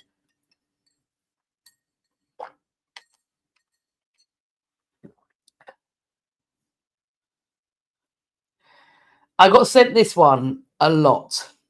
The British Museum is appealing to raise £3.5 million to save a gold pendant that was linked to Henry VIII's marriage to Catherine of Aragon. This was found in Warwickshire in 2019, and we talked about it when it was found. It features Tudor roses and a pomegranate bush. Henry VIII is, of course, Tudor rose guy, and the symbol for Catherine was, among other things, the pomegranate. This is at risk of falling into a private collection. So Nicholas Cullinan, director of the British Museum, said, quote, "The Tudor heart is perhaps one of the most incredible pieces of English history to ever be unearthed. Support will ensure that this unique and beautiful treasure is secured for the nation so that it can be enjoyed and by and inspire generations to come." It's thought that this artifact might have been created for a tournament held in 1518 to mark the betrothal of Princess Mary to the French heir apparent. The pendant unites the Tudor rose with Catherine's pomegranate symbol, and in a banner it reads "Toujours," the Old French for always. It was found in a Warwickshire field, and it was reported under the Treasure Act of 1996. We are told it sheds light on a defining royal marriage. It enriches our understanding of the Tudor world. They hope that others will be inspired by this extraordinary object as we were, and will come join us in giving generously to ensure the treasure remains on view for many years to come. Campaign is open for donations, and the objects will go on display in the museum's gallery until April 2026. It's a beautiful piece. It's massive as well. Like when you see it being held in somebody's hand, it is. Let's be. To be clear, I am not criticizing, but let's also remark upon the fact that this is not subtle. This is, when you have a little heart-shaped necklace and it's like this big, this is a medal. This is, I've just won the Olympics. It's a big lad. It's a big lad. It's bling bling. I love it. But would I wear a replica of it? No, I would not. Unless it was shrunk to about half the size. And I'm wondering who would have worn it. Would Henry have worn it? Would Catherine have worn it? Would one of their servants have worn it? Because that sort of linked branding, if you will, of Tudor rose and pomegranate is everywhere. It's carved into the back wall of the Great Hall at Hampton Court, for goodness sake. So who is it? Who is this going to? I wonder. Maybe Henry's going to wear it. And I suppose it, he and Catherine by 1518 have been married for quite some time. And of their marriage, they have one surviving child, a girl. They are trying to make a good betrothal for her because even though she's not going to be sent off to her marriage, it makes diplomatic sense. And that her potential as a future bride is all the more valuable if the marriage from which she comes from is presented as being strong and unfailing, because the notion that Henry might set Catherine aside and then get a son by another woman diminishes the place of Mary.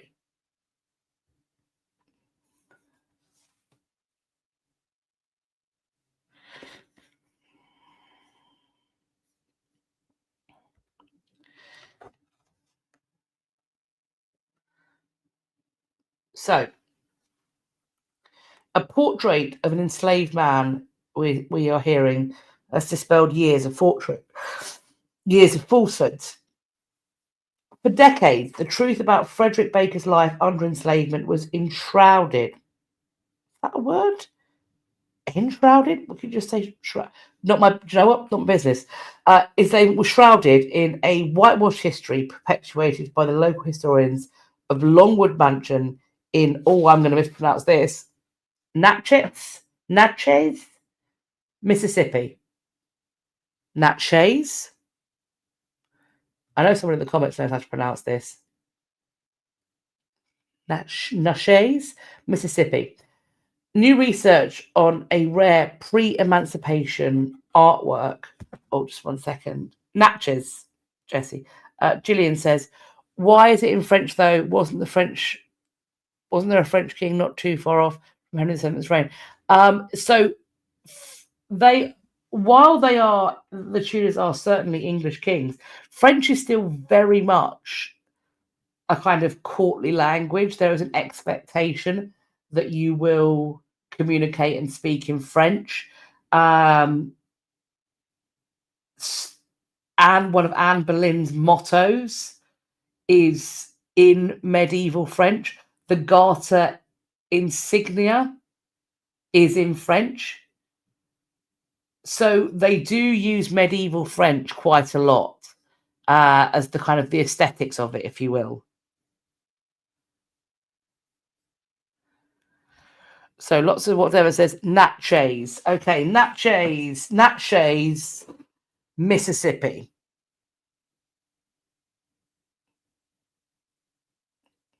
Right. There we go. Perfect. So there's been new work that's dispelling years of false narratives that, unsurprisingly, were there to dignify the reputations of his white enslavers. It's attributed to an artist, C.R. Parker. It was thought to be one of two known portraits depicting enslaved individuals in Mississippi. It was acquired as a joint partnership between the Crystal Bridges Museum and the Mississippi Museum of Art, which holds the portrait of Delia by James Reed Lambdin. This purchase is made from the Neal Auction Company in New Orleans for $508,750. So this was explored when it was being sold. They looked over old letters, family document, journal entries from the plantation, newspapers, government records, and they got a comprehensive timeline detailing Frederick Baker's life. And in it, we have a lifetime of cruel violence, inhumane living conditions, and exhausting work that he and his family endured while enslaved. This dispels the long list of claims that were perpetuated by Longwood since the Pilgrimage Garden Club took ownership of the property in 1970. The Pilgrimage Garden Club provides year-round tours at other museum homes linked to slavery and has long faced criticism of its romanticisation of the Confederacy and the erasure of the violence of slavery. Who are these people? This is news. See, I was under the impression that these sort of gone with the wind, plantation, dimpling places, let's get married and look at these bijou little cabins for our guests. I thought they were owned by like unaware individuals. Now it seems like there is a conglomerate. Interesting. Okay. Don't get rage. It's fine. Just calm yourself down. The website describes Longwood as the largest octagonal house in America, left partially unfinished due to the Civil War. It makes no mention of the site's history of enslavement. Instead, advertises a tour where visitors can, quote, learn about the fascinating history of the original builder and his family. Apparently, they misrepresented Baker as, quote, the subservient best friend of his enslaver. They called him a, quote, long-term manservant named Uncle Frederick. Apparently, his former owner, Haller Nutt, was a benevolent man who eventually freed Baker. Quote, Dr. Nutt, we'll have his qualification in there. Dr. Nutt, that excellent, was a sober man who took his duties and obligations seriously. He felt deep concern for the approximately 800 slaves who worked his plantation and cared for the family homes. We are told that Frederick Baker has become the stuff of legend for Confederate apologists and tourists. They don't know why the Nutts commissioned Baker's portrait. The artist was a friend of the Nutt family, and he had previously painted portraits of George Washington and the Marquis de Lafayette for the Louisiana state legislature. Baker is captured as a sole subject. It evokes a sort of, we're told, false autonomy, but instead should be seen as, quote, another means of objectifying Frederick. Frederick Baker's family never owned a painting or a photograph that allowed them to remember their father or grandfather. Even after they were free, the people who had owned Frederick while he was alive owned his likeness after his death. Similarly, portrait of Delia, also shown here, remained in the possession of her enslavers for generations until 2018, when the MMA acquired it. Portrait of Frederick is currently on display at the MMA through December the 1st in a temporary exhibition entitled Figments. It explores the historically fraught positions of Black subjects in visual art. In May 2026, the painting will travel to Crystal Bridges for 1 year and subsequently alternate between the two museums based on 3-year terms.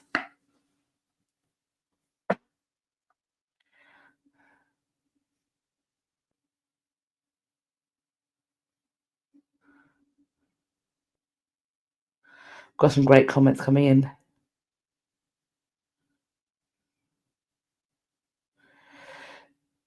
Jessie points out, if you own a plantation house, you know the history of the house. I mean, I have never traveled to that part of America.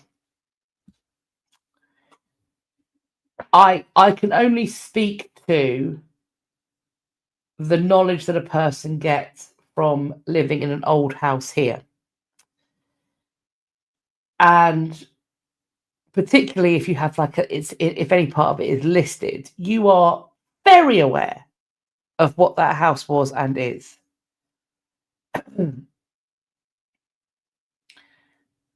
And yeah, it does baffle me. It does baffle me that that the history here in these places is hidden. And it feels, I mean, it feels deliberate. It feels deliberate.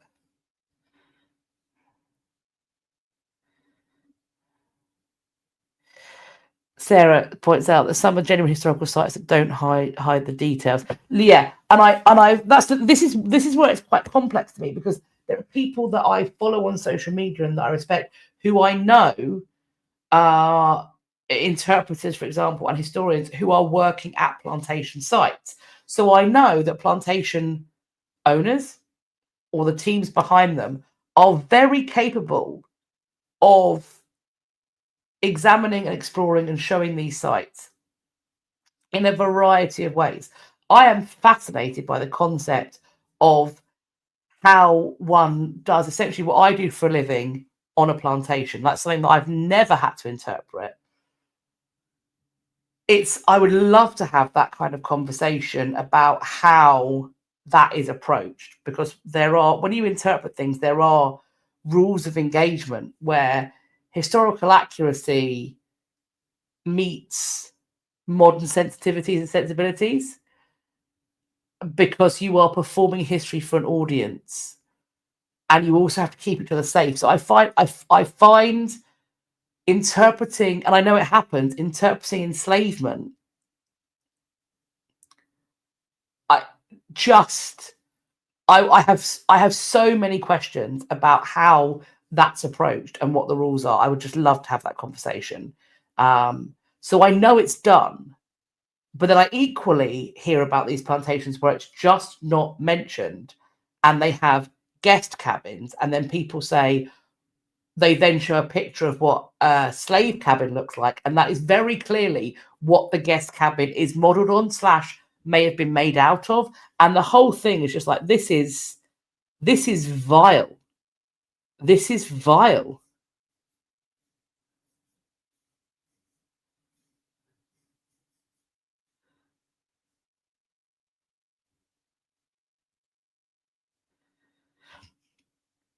Brian says, English old country manor houses don't have slave quarters, while there's also southern homes is.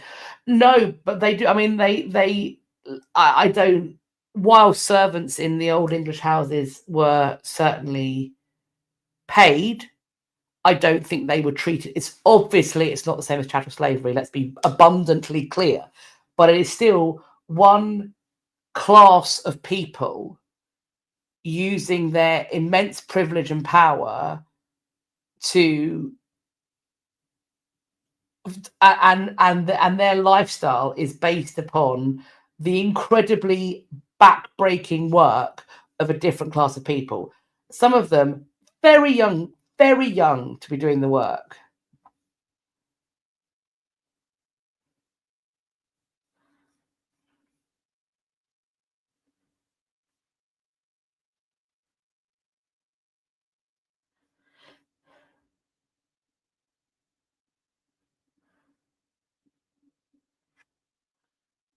Strike this great comments. Absolutely, kids. This is exactly who I was thinking about. Not Your Mama's History is exactly who I was thinking about. I think the work she does is incredibly inspiring. Yeah, I really love her channel.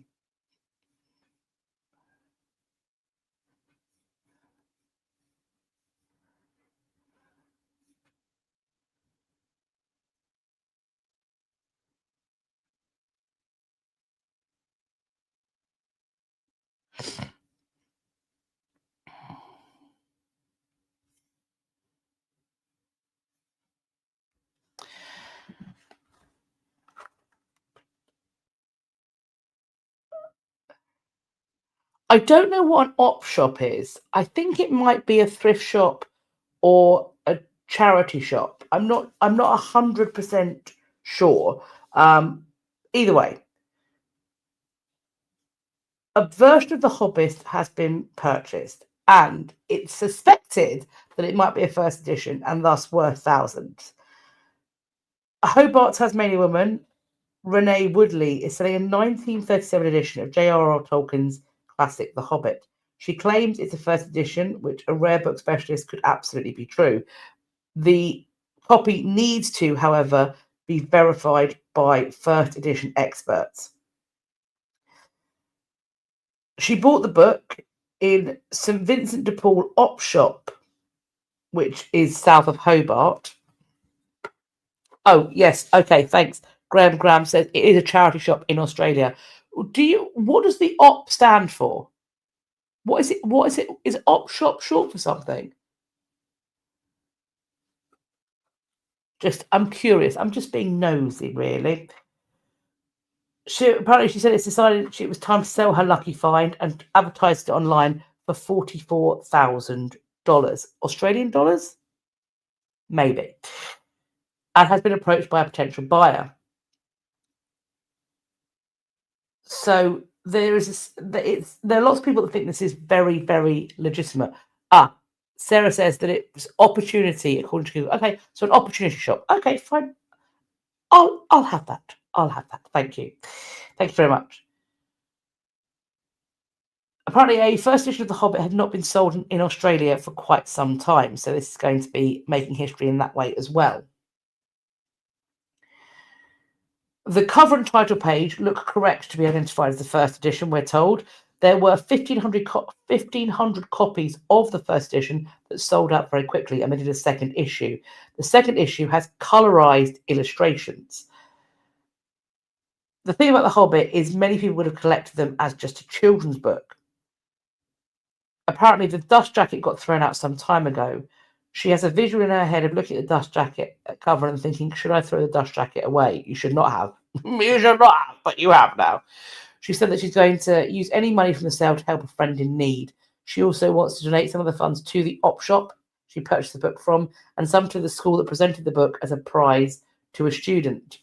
A note in the book showed it was given to one W. Parker as a prize for his French in December 1937. The school is currently looking into who this was. They were in Form 5 in 1937. So today they'd be around the age of 97 to 100.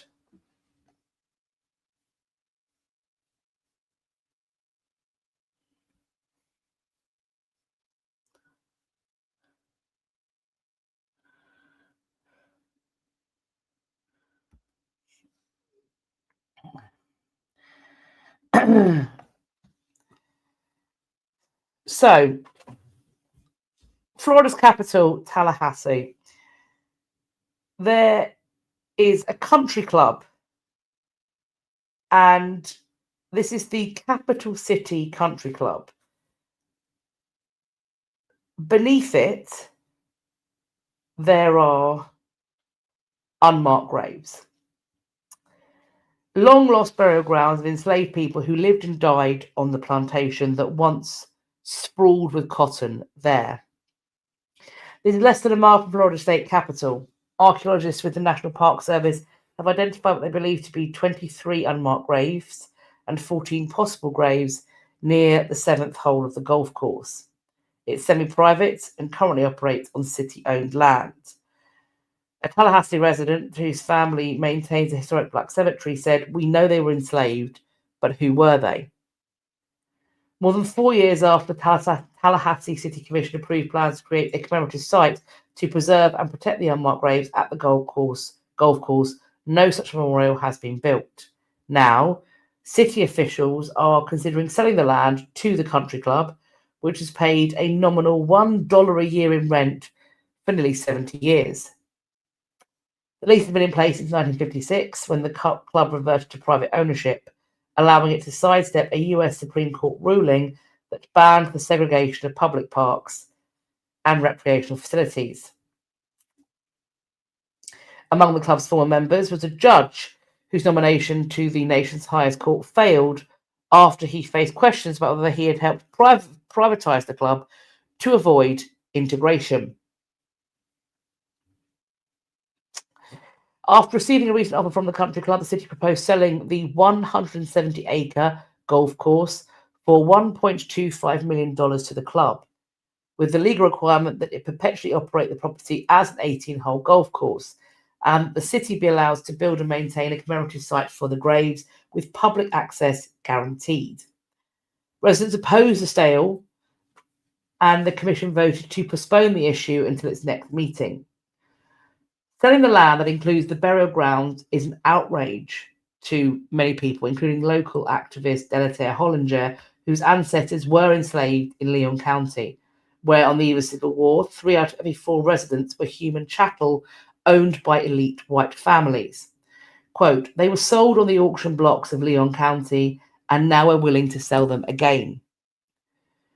In Leon County, there are only a handful of known slave burial sites, despite the scores of plantations that once dominated the area, which was the epicenter of Florida's slavery economy. Hill told the commission, quote, it's our history. It could be my ancestor that's in there. Just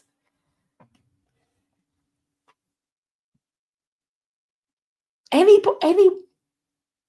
it would be so weird to play golf on a graveyard. So weird.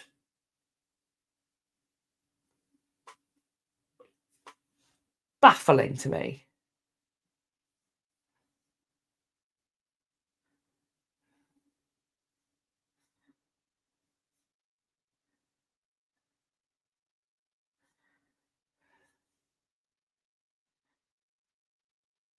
Jessie points out city-owned land, no surprise then. The government got caught trying to sell off state land for private enterprise to build on, caused a huge thing. Yeah, look, I mean, there's currently a big movement in the UK about maintaining right to roam. And I know, because I see when a lot of people from the US come over and they're with their friend and they're walking through the English countryside, that they're walking through people's farmland. And I see a lot of people from the States who are confused that's allowed. Increasingly, people are trying to enclose land and denying people their right to roam. But we have a long history of, and we're forgetting it, unfortunately, and we need to remember it, of just how devastating enclosure was for the people, for many people in this country, and how massively it limited their options by the time we got to the Industrial Revolution. I mean, enclosure was one of the things that toppled the Somerset regime during the reign of Edward VI, and they were still doing it, and they was doing it little by little, right up. And by the time it got to the Industrial Revolution, people were left with no choice. They couldn't have a small holding. They couldn't graze their sheep or their cows and then take them home because the land had been enclosed. And so they were left with no choice but to go and work in factories and break their bodies there.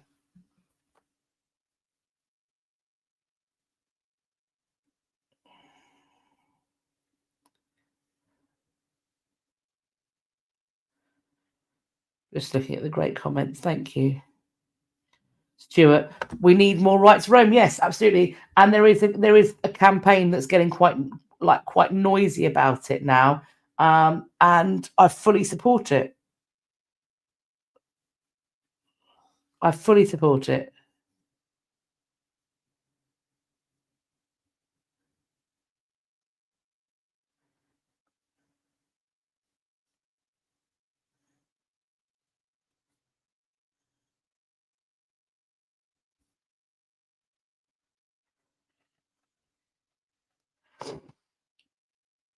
This must be frustrating. Teachers at 9 schools in northeastern Australia discovered days before an ancient history exam they taught about the wrong Roman ruler. They taught about Augustus Caesar instead of Julius Caesar. These are students in Queensland who ended up being exempt from a state. How does this happen? Quick question. Anyway, and for it to happen at like 9 schools,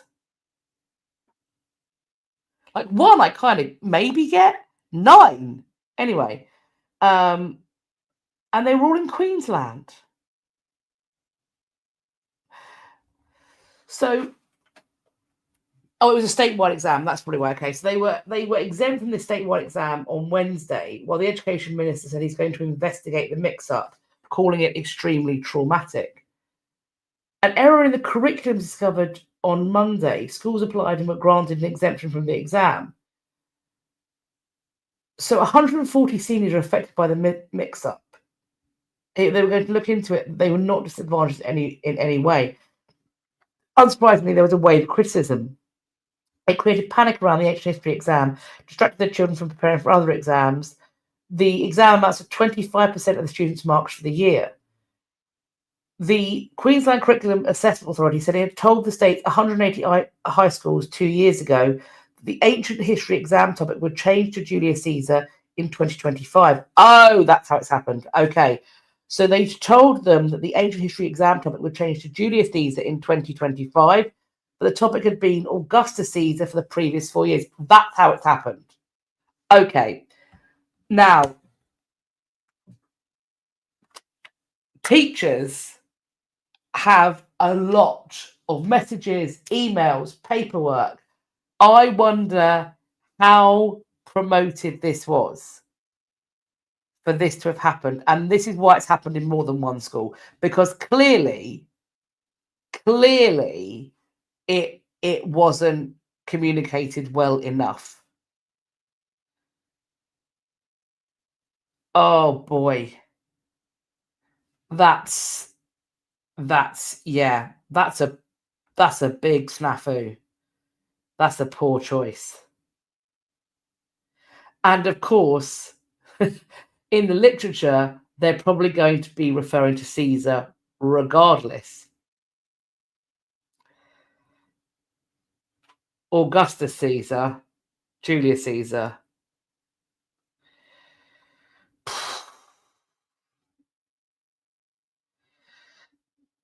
Well, I mean, look, I think a lot of people drop the ball here.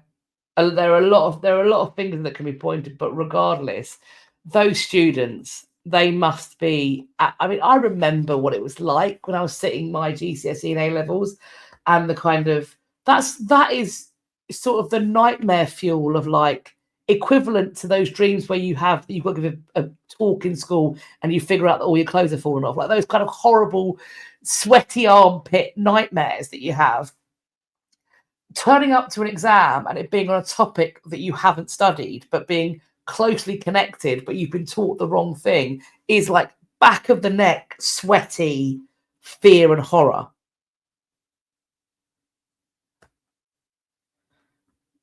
Like,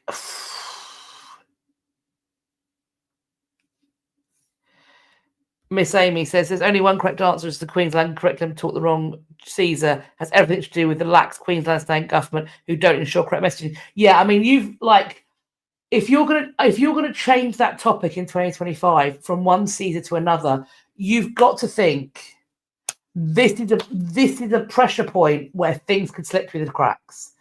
This needs constant reminders.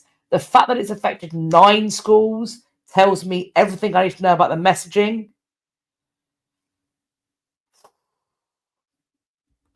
Leona, look, I'm not going to lie to you. There's another place I do get anxious around giving talks, which is weird because I do it for a living. But yeah, I get the collywobbles whenever I perform. When we were doing Monarchs Anonymous, I meant to mention, went really well. Fif's very happy. Hopefully more news to follow on future plans for Monarchs Anonymous. 2 nights. We sold out the second night. And we sold really well the first night. We sold out the second night standing room only. And I love this show. But every night before I go on stage, I feel unwell. Unwell. But I love it when I'm on stage.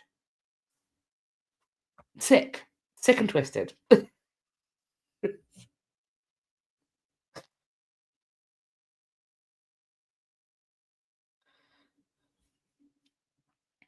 So now I sort of felt like this was slightly ding dong adjacent, which is appropriate because now we're moving into the full ding dongs, and I think they're possibly all thefts. Wheezy says that I'm so outgoing. I am a pure extrovert that I get all of my energy from being around other people. My husband is a pure introvert. So sometimes he lives with 3 Virgos now, all of whom are extroverts in their own way. all of whom draw energy from the attention of other people. He is a very tired social battery, very tired man. However, being extroverted doesn't mean that you aren't also mentally ill with anxiety. So I love talking to people, and when I'm in their presence, I'm having a lovely time. I enjoy it deeply. However, when I am not with that person, I then replay that conversation over and over and over again. But each time it gets replayed, it gets a slightly different veil over it, which makes me, in my head, feel like a terrible human being who everyone hates. Everyone hates. Equally, every time I'm going to give a talk about history, teach a session about history, do a live, put up a video, I'm like, today's the day. Today's the day it all comes apart, that I get found out that maybe I got given the PhD because people feel sorry for me, because that is imposter syndrome and anxiety. And that's what happens. That's what happens. Elverta, you have my apologies and my sympathies. We're a lot. I get it. And I think, I mean, God love him, because fortunately he also happens to be an introvert who has the patience of a goddamn saint, because he'd have to put up with my nonsense. But in COVID, when we were like in one room a lot, and I couldn't go anywhere to find other energy, he did sort of say, I love you, but I am going to need half an hour. I am going to need half an hour just to hide away.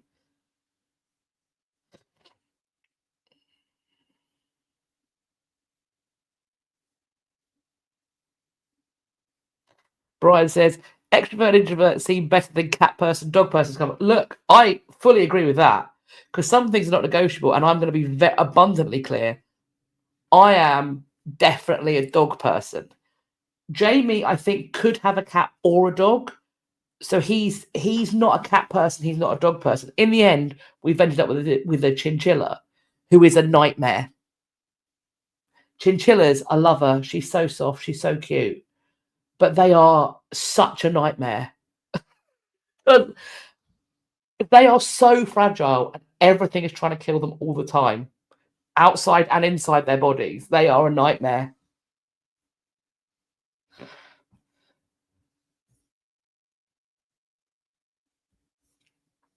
Right, onto our ding-dongs. Here we go. A 4,000-year-old... Oh, hello. The husband's typing. I can see him typing. Here we go. It's probably because do you know why I almost certainly know he's typing? It's because he feels like I'm slandering Starbuck. Hang on, what's he said? 3 extroverts, 3 Virgos. He said my mother raised 3 extroverts. Mental. She's a profound but social introvert with imposter syndrome as well. Mental health is not aligned with personality type. In my case, it's an unfortunate combination. He said it's a really great job that you're so awesome. Awesome, but also exhausting. God love him. God love him. He is a wonderful, patient human being who he's always there when I am. Because whenever I can just say to him, I'm not feeling great. I'm feeling really anxious. And he never dismisses it. Even though I know some of the things that I am thinking is going on is objectively balmy. I know it logically, but I can't logic myself out of it. And he's just unfailingly patient with me. He has also said, don't knock Starbuck. I don't. He says, I don't have enough friends. You do, bless you. You don't. If he wants her to be Prime Minister, she can't be Prime Minister. Jamie, you don't want friends. You don't like people. Okay, so a 4,000-year-old limestone relief has disappeared from the Saqqara necropolis. This depicts the seasons of the ancient Egyptian calendar, and it's now gone. It's a theft, apparently. It's reported in a statement by the Egypt's Ministry of Tourism. A British mission had been working on the 5th dynasty tomb, which dates to between 2500 and 2350 BCE. This is a tomb just outside of Cairo. The relief is 16 by 24 inches, and it depicts the 3 ancient Egyptian seasons, which is Akhet, inundation, Peret, growth, and Shemu, harvest.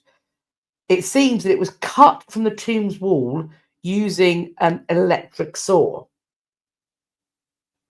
Okay, what? So an archaeological committee was formed to inventory all of the tomb's contents since the relief went missing. They said, quote, all necessary legal measures have been taken and the entire matter has been referred to the public prosecution to investigate. Sue's asked a question. Hang on a second. Sue's asked a question. Can anybody tell me what the 150 XP thing at the top of the chat is? No. What can you see? I'm looking at this through StreamYard and I can't see whatever that is. So, does anybody know what 150 XP is? Because I'm not seeing that.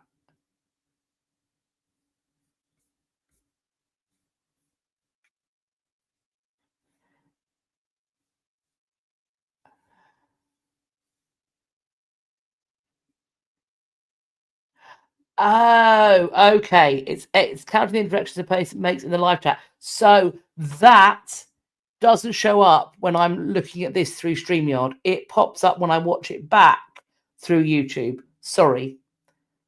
Thank you for commenting.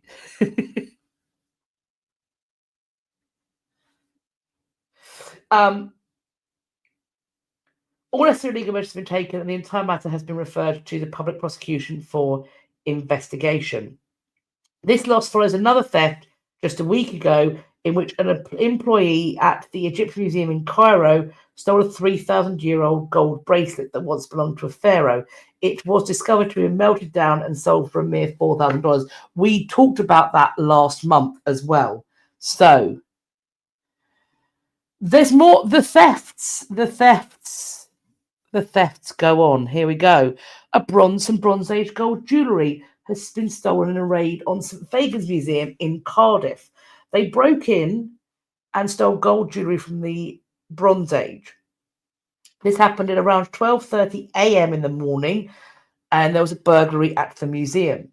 They think the suspects forced entry into the main building and they stole from a display case. The investigation is ongoing.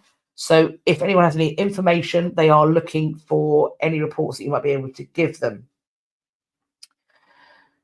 This stands on the grounds of St Fagan's Castle and Garden. It's a late 16th century manor house that was donated to the people of Wales in 1948.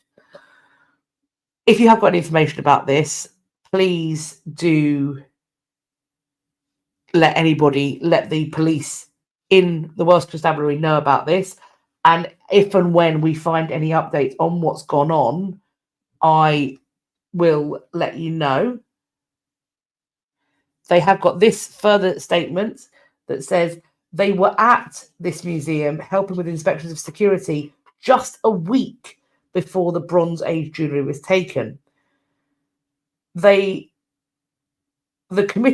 museum had not made cuts to security measure over recent years, but had been, quote, ramping those up because of the environment we operate in.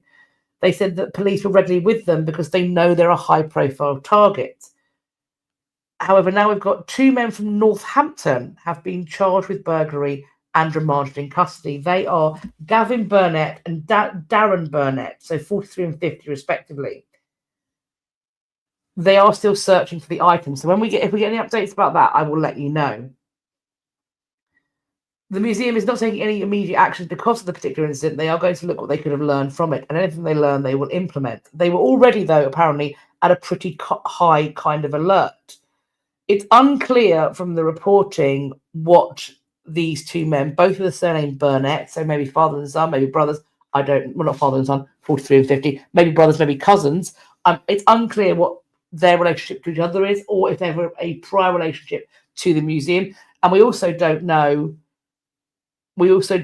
where these items are. So when we find out, if we find out what's happened to them, I will update you. A Picasso has gone missing on its way to exhibition. This is Still Life of Guitar. It's estimated to be worth €600,000. It's missing after a van has arrived in Granada coming from Madrid. So it was going in a van from Madrid to Granada. It's not turned up. It was painted in 1919. It measures 12 by 7 centimeters by 9.8 centimeters. So it's not big. It was supposed to be in an exhibition called Still Life, The Eternity of the Inert, but it's never arrived. It belonged to a private collector in the Spanish capital, and it had been expected to turn up on the 3rd of October. The van arrived, its contents were unloaded and checked. Despite the fact that some of the carefully packaged works were not correctly numbered, which made an exhaustive check impossible. And at that point, the delivery was signed off, and the van and its crew went on their way. The following Monday, the pieces, which had been under video surveillance all weekend, were unpacked. Once unpacked, the works were moved to different parts of the museum. They reported the disappearance, and they think that the van might have stopped overnight near Granada, and that the two people on board might have taken turns guarding the cargo. Hang on a second.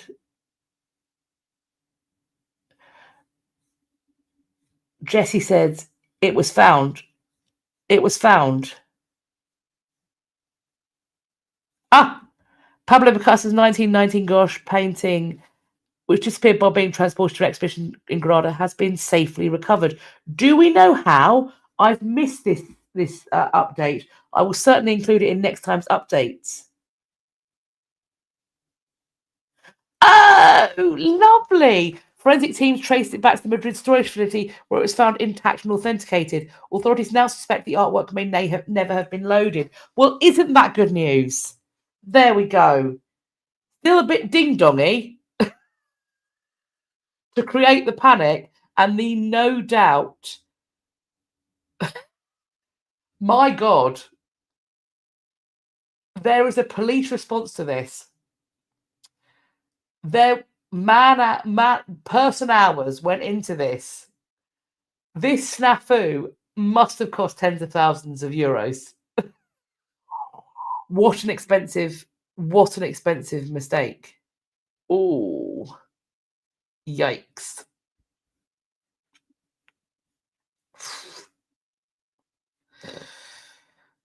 So it was lost and then found again, because it was never really lost. It just hadn't been loaded. This one, though, right, we have been told. So there was a lot of back and forth about this, about what had gone on. But while the Louvre was open, people broke into various display cases and robbed the Louvre. The Paris prosecutor said this was carried out by petty criminals, though, rather than by organised crime professionals. They said, quote, "This is not quite everyday delinquency, but is a type of delinquency that we do not generally associate with the upper echelons of organised crime," which I don't know why. It's like, for me, just as a Brit, feels like the most Parisian thing I have ever read. That statement just feels so, and I can't even tell you why, it just feels so unspeakably Parisian. She said that 4 people were arrested and charged so far, more since, I think, and they were living in Seine-Saint-Denis, which is an impoverished area just north of Paris.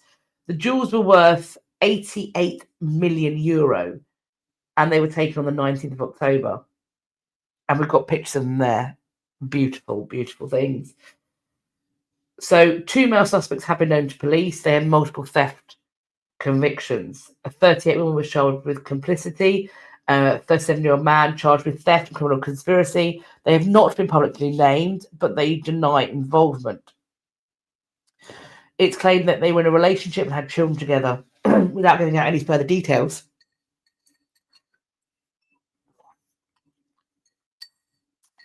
Two men who had been previously arrested were already charged with theft and criminal conspiracy after officials said they had, quote, partially recognised their involvement in the heist. They think 4 men carried out the daylight theft and one of them is still on the run. 3 other people detained earlier in the week have been released without charge.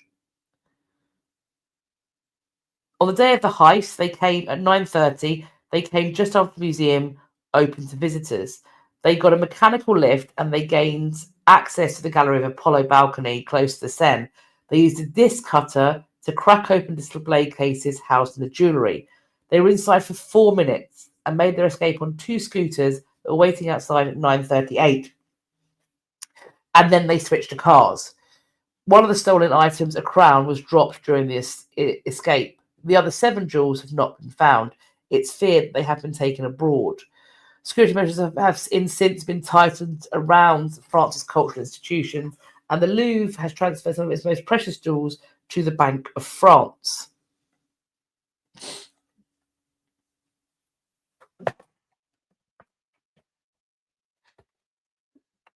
Brian says, the most Parisian statement can't be read since the most Parisian thing would be an ignoring sneer. True. Or maybe, if you're lucky, a boof.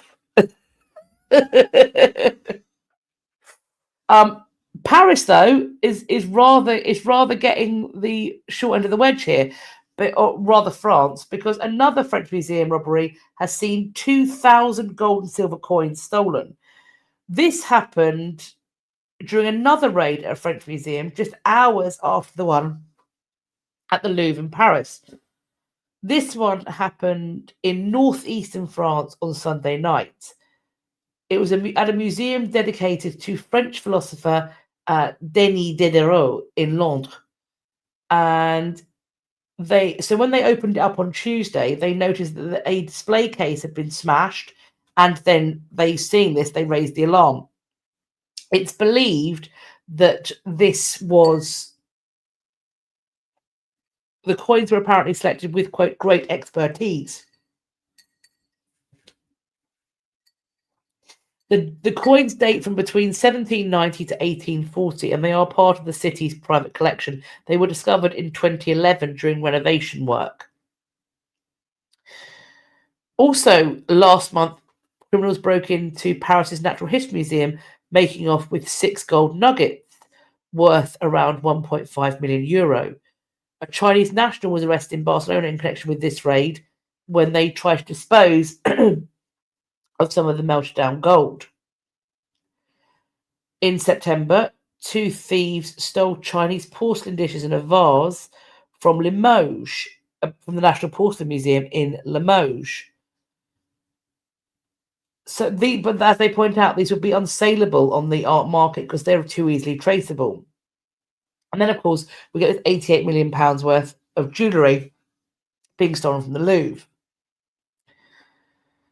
The fear is that museums across Europe could see a flurry of copycat raids in coming months. If they can get into the Louvre and escape with the French crown jewels, people might think, let's try our nearest museum. And the fact they did it so brazenly during opening hours in daylight, this is a risk. They are willing to take a risk. Potentially, that means that not only could the items themselves be at risk of being stolen, but if people are prepared to do this, who knows what they might do to any member of the public who's visiting the museum who might get in their way. So, concerning. And California has had a museum collection looted as well. Police in California are investigating the theft of more than 1,000 items from a museum's collection, including metalwork jewellery, Native American baskets, and everyday items like athletic trophies that all tell the story of California. This happened in the early morning hours of October the 15th in an off-site storage. Which was a facility connected to the Oakland Museum of California. You can see the items that have been taken. The artifacts, it's thought, might show up in flea markets, antique stores, or pawn shops. They're not just lost to the museum, they're lost to the public or community. And it's hoped the community might bring them home. They think that thieves found a way to enter the building and they grab what they could easily find and snatch and get out of the building with. So, if you are in or around this place and you see items like the ones that you're seeing photographed here, if somebody has those, if you spot them in a shop, keep an eye out and tell your local police that they can be restored to where they belong.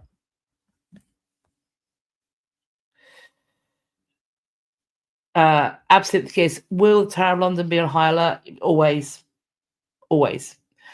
The crown jewels, when you go into the crown jewels, you aren't allowed to photograph or film it for this and many other reasons. Yeah, it's the crown jewels. There is an active duty military garrison in the Tower of London, as well as all of the security details, as well as the Yeoman Warder body, as well as the people who are in the jewel house itself. It is, yeah, but they're always on high alert.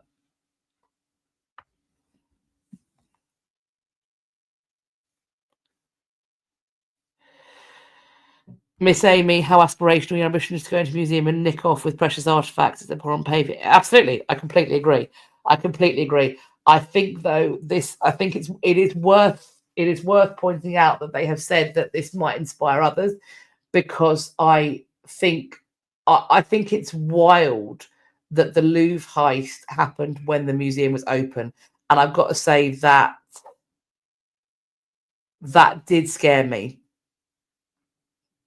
Because I think that if you're prepared to go in with tools to get through the glass of a display case, you're effectively armed. And that's really frightening. That's really frightening.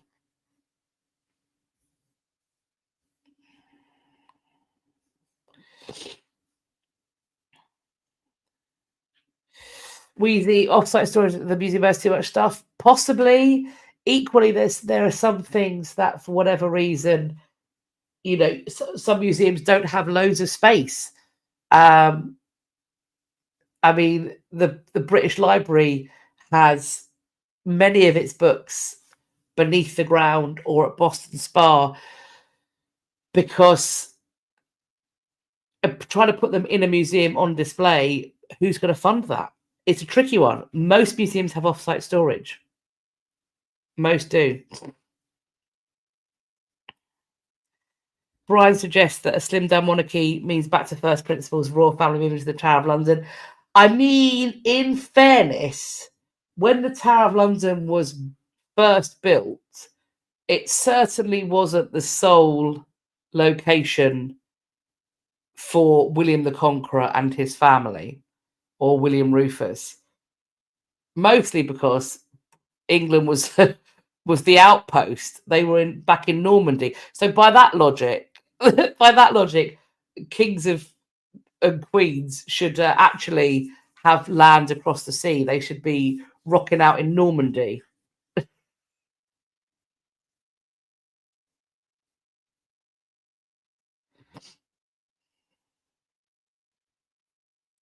So now we're going to hop into the events and exhibitions. Washington, D.C., the National Museum of Women in the Arts has got women artists from Antwerp to Amsterdam, 1600 to 1750, and that is running until January 2026. So it's a broad range of work by more than 40 Dutch and Flemish artists. So that looks amazing. As with all things, with the exhibitions, you will notice that there is the link to this get tickets page. There will also, if I have found it, a link to the accessibility information for the institution in which it's taking place. So if that is information you require, that's also linked.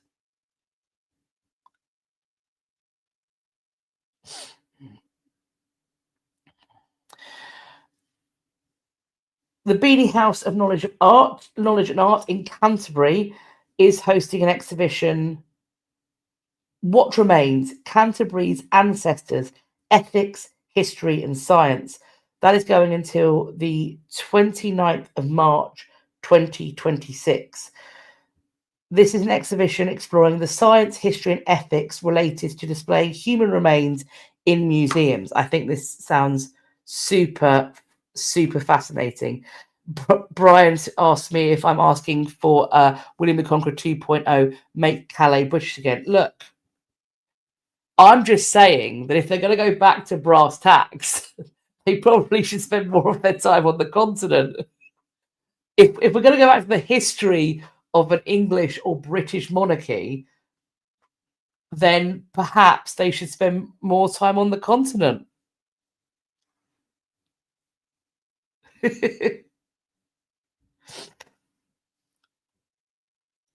looks great. I think I'm going to try and find some time to go and check this one out for sure.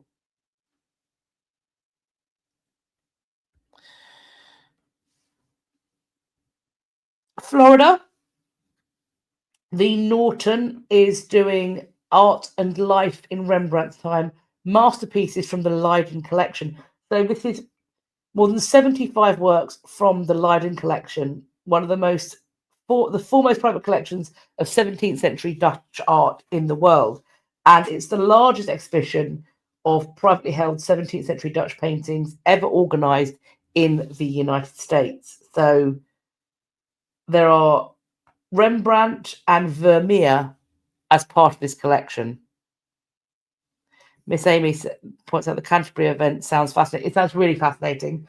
I'm going to see if I can actually email somebody who is involved with it. I would like to have a chat with a curator on that, if possible. I mean, I'm sure they're incredibly busy.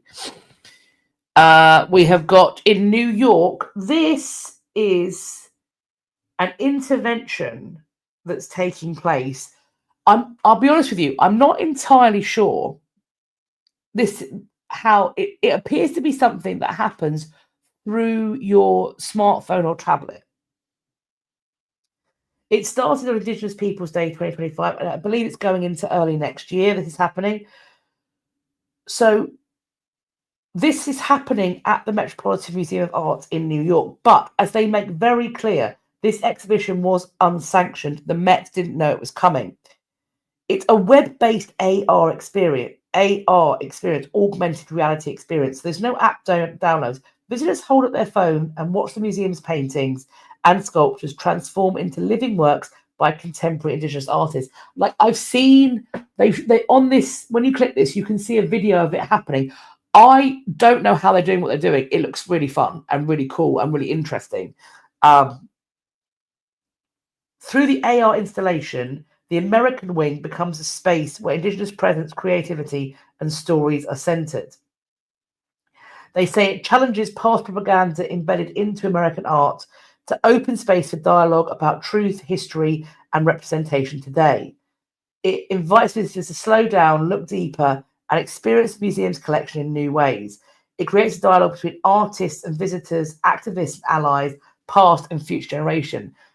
It absolutely does. And on top of that, it also, I think, I would be very interested if people are in New York or going to New York, and if they are willing and able to have a go with this AR experience, because I am fascinated by the breadth, the limits, where we are with AR, how good it looks. Because when you watch it being advertised on a video and it looks super slick and super polished and super connected to the artwork that it's in front of, you think to yourself, wow, that's amazing. But you remember that it's promotional film that's been made.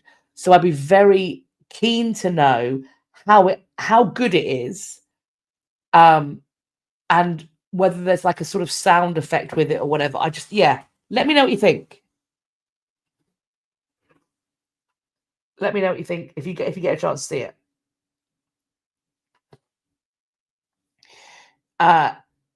In LA, we have got the following exhibition called Monuments. This is at the Geffen Contemporary at Mocha and the Brick. So this is a response to the recent wave of monument removals, and it's reflecting upon it as an historic moment. It reflects on the histories and legacies of post-Civil War America as they continue to resonate today. It's got a selection of decommissioned monuments, many which are Confederate, with contemporary artworks borrowed and newly created for the occasion. So these are removed from their outdoor context. They are in the exhibition in varying states of transformation, from unmarred to heavily vandalized. This sounds really interesting, and I would very much like to know, if people get a chance to see this, what they think of it as well, please. New York, another one in the US. So this is at the Met Museum, and this is an exhibition called Spectrum of Desire, Love, Sex and Gender in the Middle Ages, and this is going through to March 29th, 2026.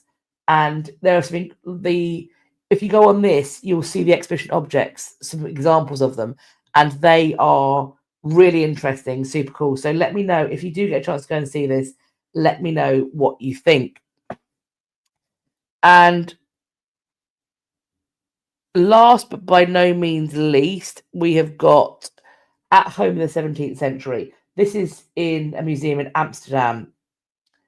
And they've got this incredible doll's house that's you can sort of see the top of it in the picture behind the At Home in the 17th Century. So they've got lots of things about 17th century life in various households. So think from things like brooms and earthenware, cooking pots, and they've also got the fireplace that Philip Wimboons designed for the mayor of Amsterdam at the time, Joan Hulikopper. They've got a set of silk stays and a busk, which comes from which is one of the highlights of the V&A Museum over here. And they've also got collections from the Rijksmuseum as well. The famous doll houses commissioned by Petronella Outmunt and Petronella Dunard. So these are the Dolls Museum, and it's essentially talking about what life was like during the time when people like Rembrandt, Frans Hals, and Vermeer were painting. So fabulous, fabulous, fabulous.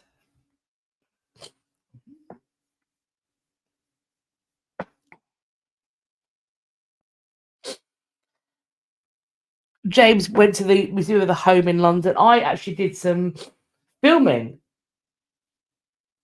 4 years ago with my lovely friend from Lauren Learns History. We did a thing about the history of Christmas, and we were at the Museum of the Home for it, and they were super welcoming, and that was a really great time. And the really fun thing is that I actually got to work with Lauren from Lauren Learns History at Hampton Court over the last 9 days, because she was one of the ghosties that I was ghost hunting.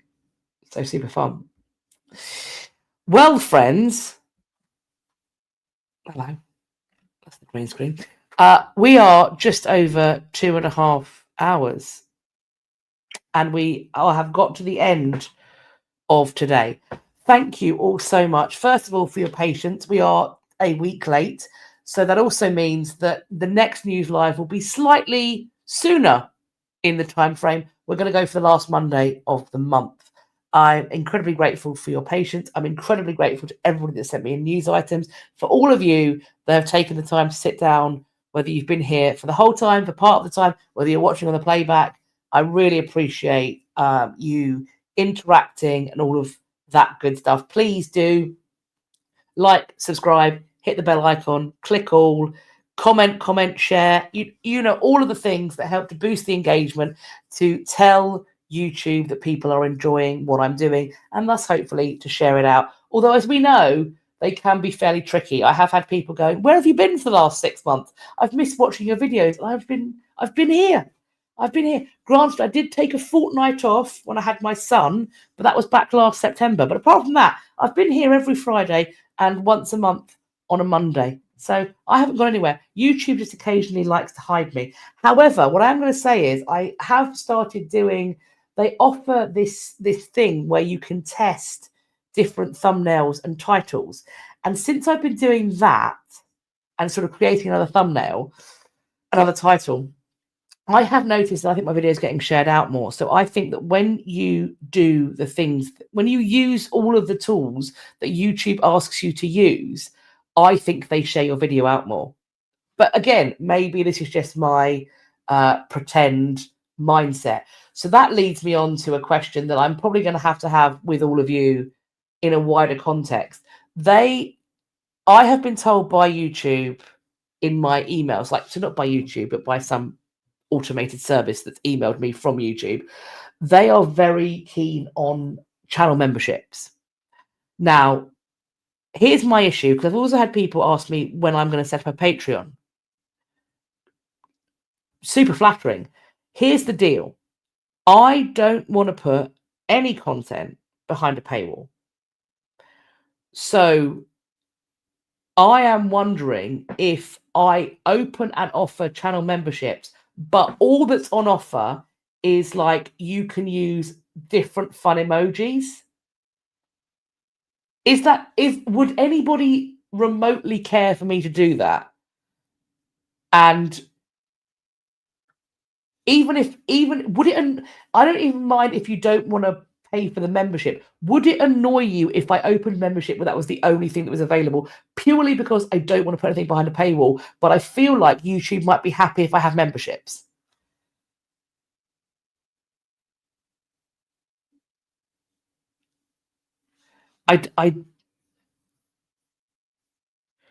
So wait, Jessie says we can get comment badges for the actual comment sections. Oh, with memberships.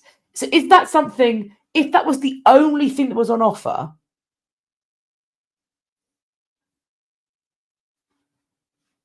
maybe that would help. And I also wonder, if you sign up to be a member, does it also mean that they will actually share my stuff with you on the time when it's happening? I'm going to think about it, because what I don't want is, I don't want it to feel like a mad cash grab. That's what I don't want it to feel like. And I also don't want it to feel like it being, oh, I'm going to start putting things behind a paywall. Gillian asks for 99 cents. Okay, that's, yeah, perfect. Elverta, do I get a cut? Yes, I will get a cut. So it will pay me. The membership will pay me. Okay. Oh, right. So people don't hate this idea. People don't hate this idea. And to be clear, nothing's going to go behind a paywall. I'm not going to do that, which is one of the reasons why I'm not going to do a Patreon, because I would just be uploading the exact same content as I'm uploading here.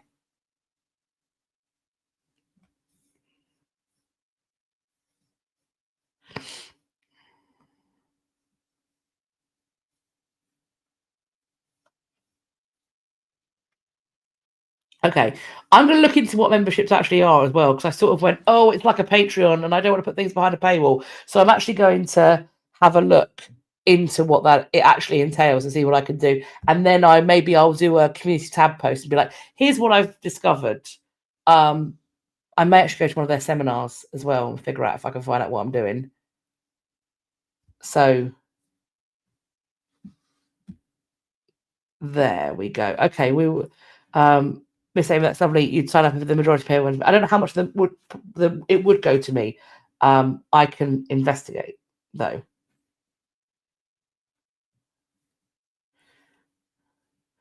Julian, you follow someone who does members first too. So yeah, I to me that's fine. For me, that feels a bit like putting things behind a paywall, which is not the point.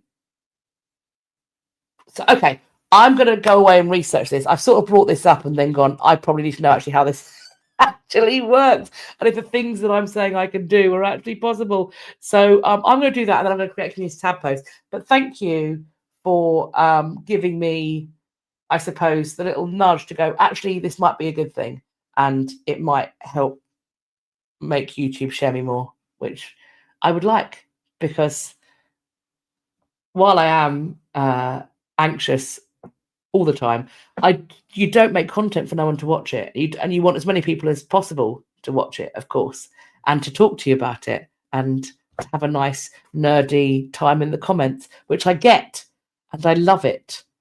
I'm going to ramble very quickly, and then we're going to wrap up, I promise. Sorry, I'm going to go off on one. So I was at Creator Fest week before last, which is I think the second or third year, and it's the first year I've gone. So it was in London, and it's a whole thing where there's, people who manage content creators, people who run the platforms, all of that stuff. And I got talking to somebody, and I was talking about the channel and how it got started. And then I mentioned the community that had been built here, and I talked about what it was like being pregnant in COVID.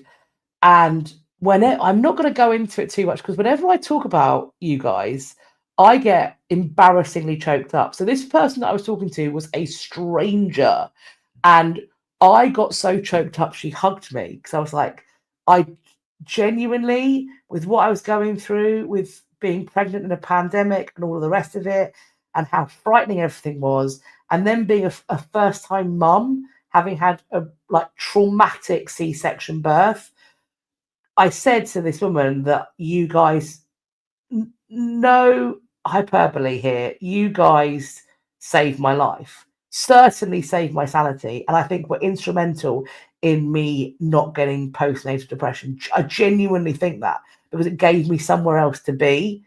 And whenever I talk about that, I get so choked up that strangers hug me. So I love this place, but also you caused me to embarrass myself. You caused me to embarrass myself in public by crying at strangers. So I blame you all, but thank you, because it's amazing. So press all the buttons. Come find me on other social media. We'll do this again at the end of this month, and we will chat about whatever nonsense has no doubt gone on in the month of November. Hopefully, people stop stealing stuff, but I suppose we'll find out in the next few weeks. In the meantime, I hope you have a lovely rest of your Monday, whatever point you are at in your Monday, or if not, the lovely rest of your week. And happy November. And I will see you for a chat in the premiere on Friday. And for now, though, do take care of yourselves. Thank you all so much. Bye-bye.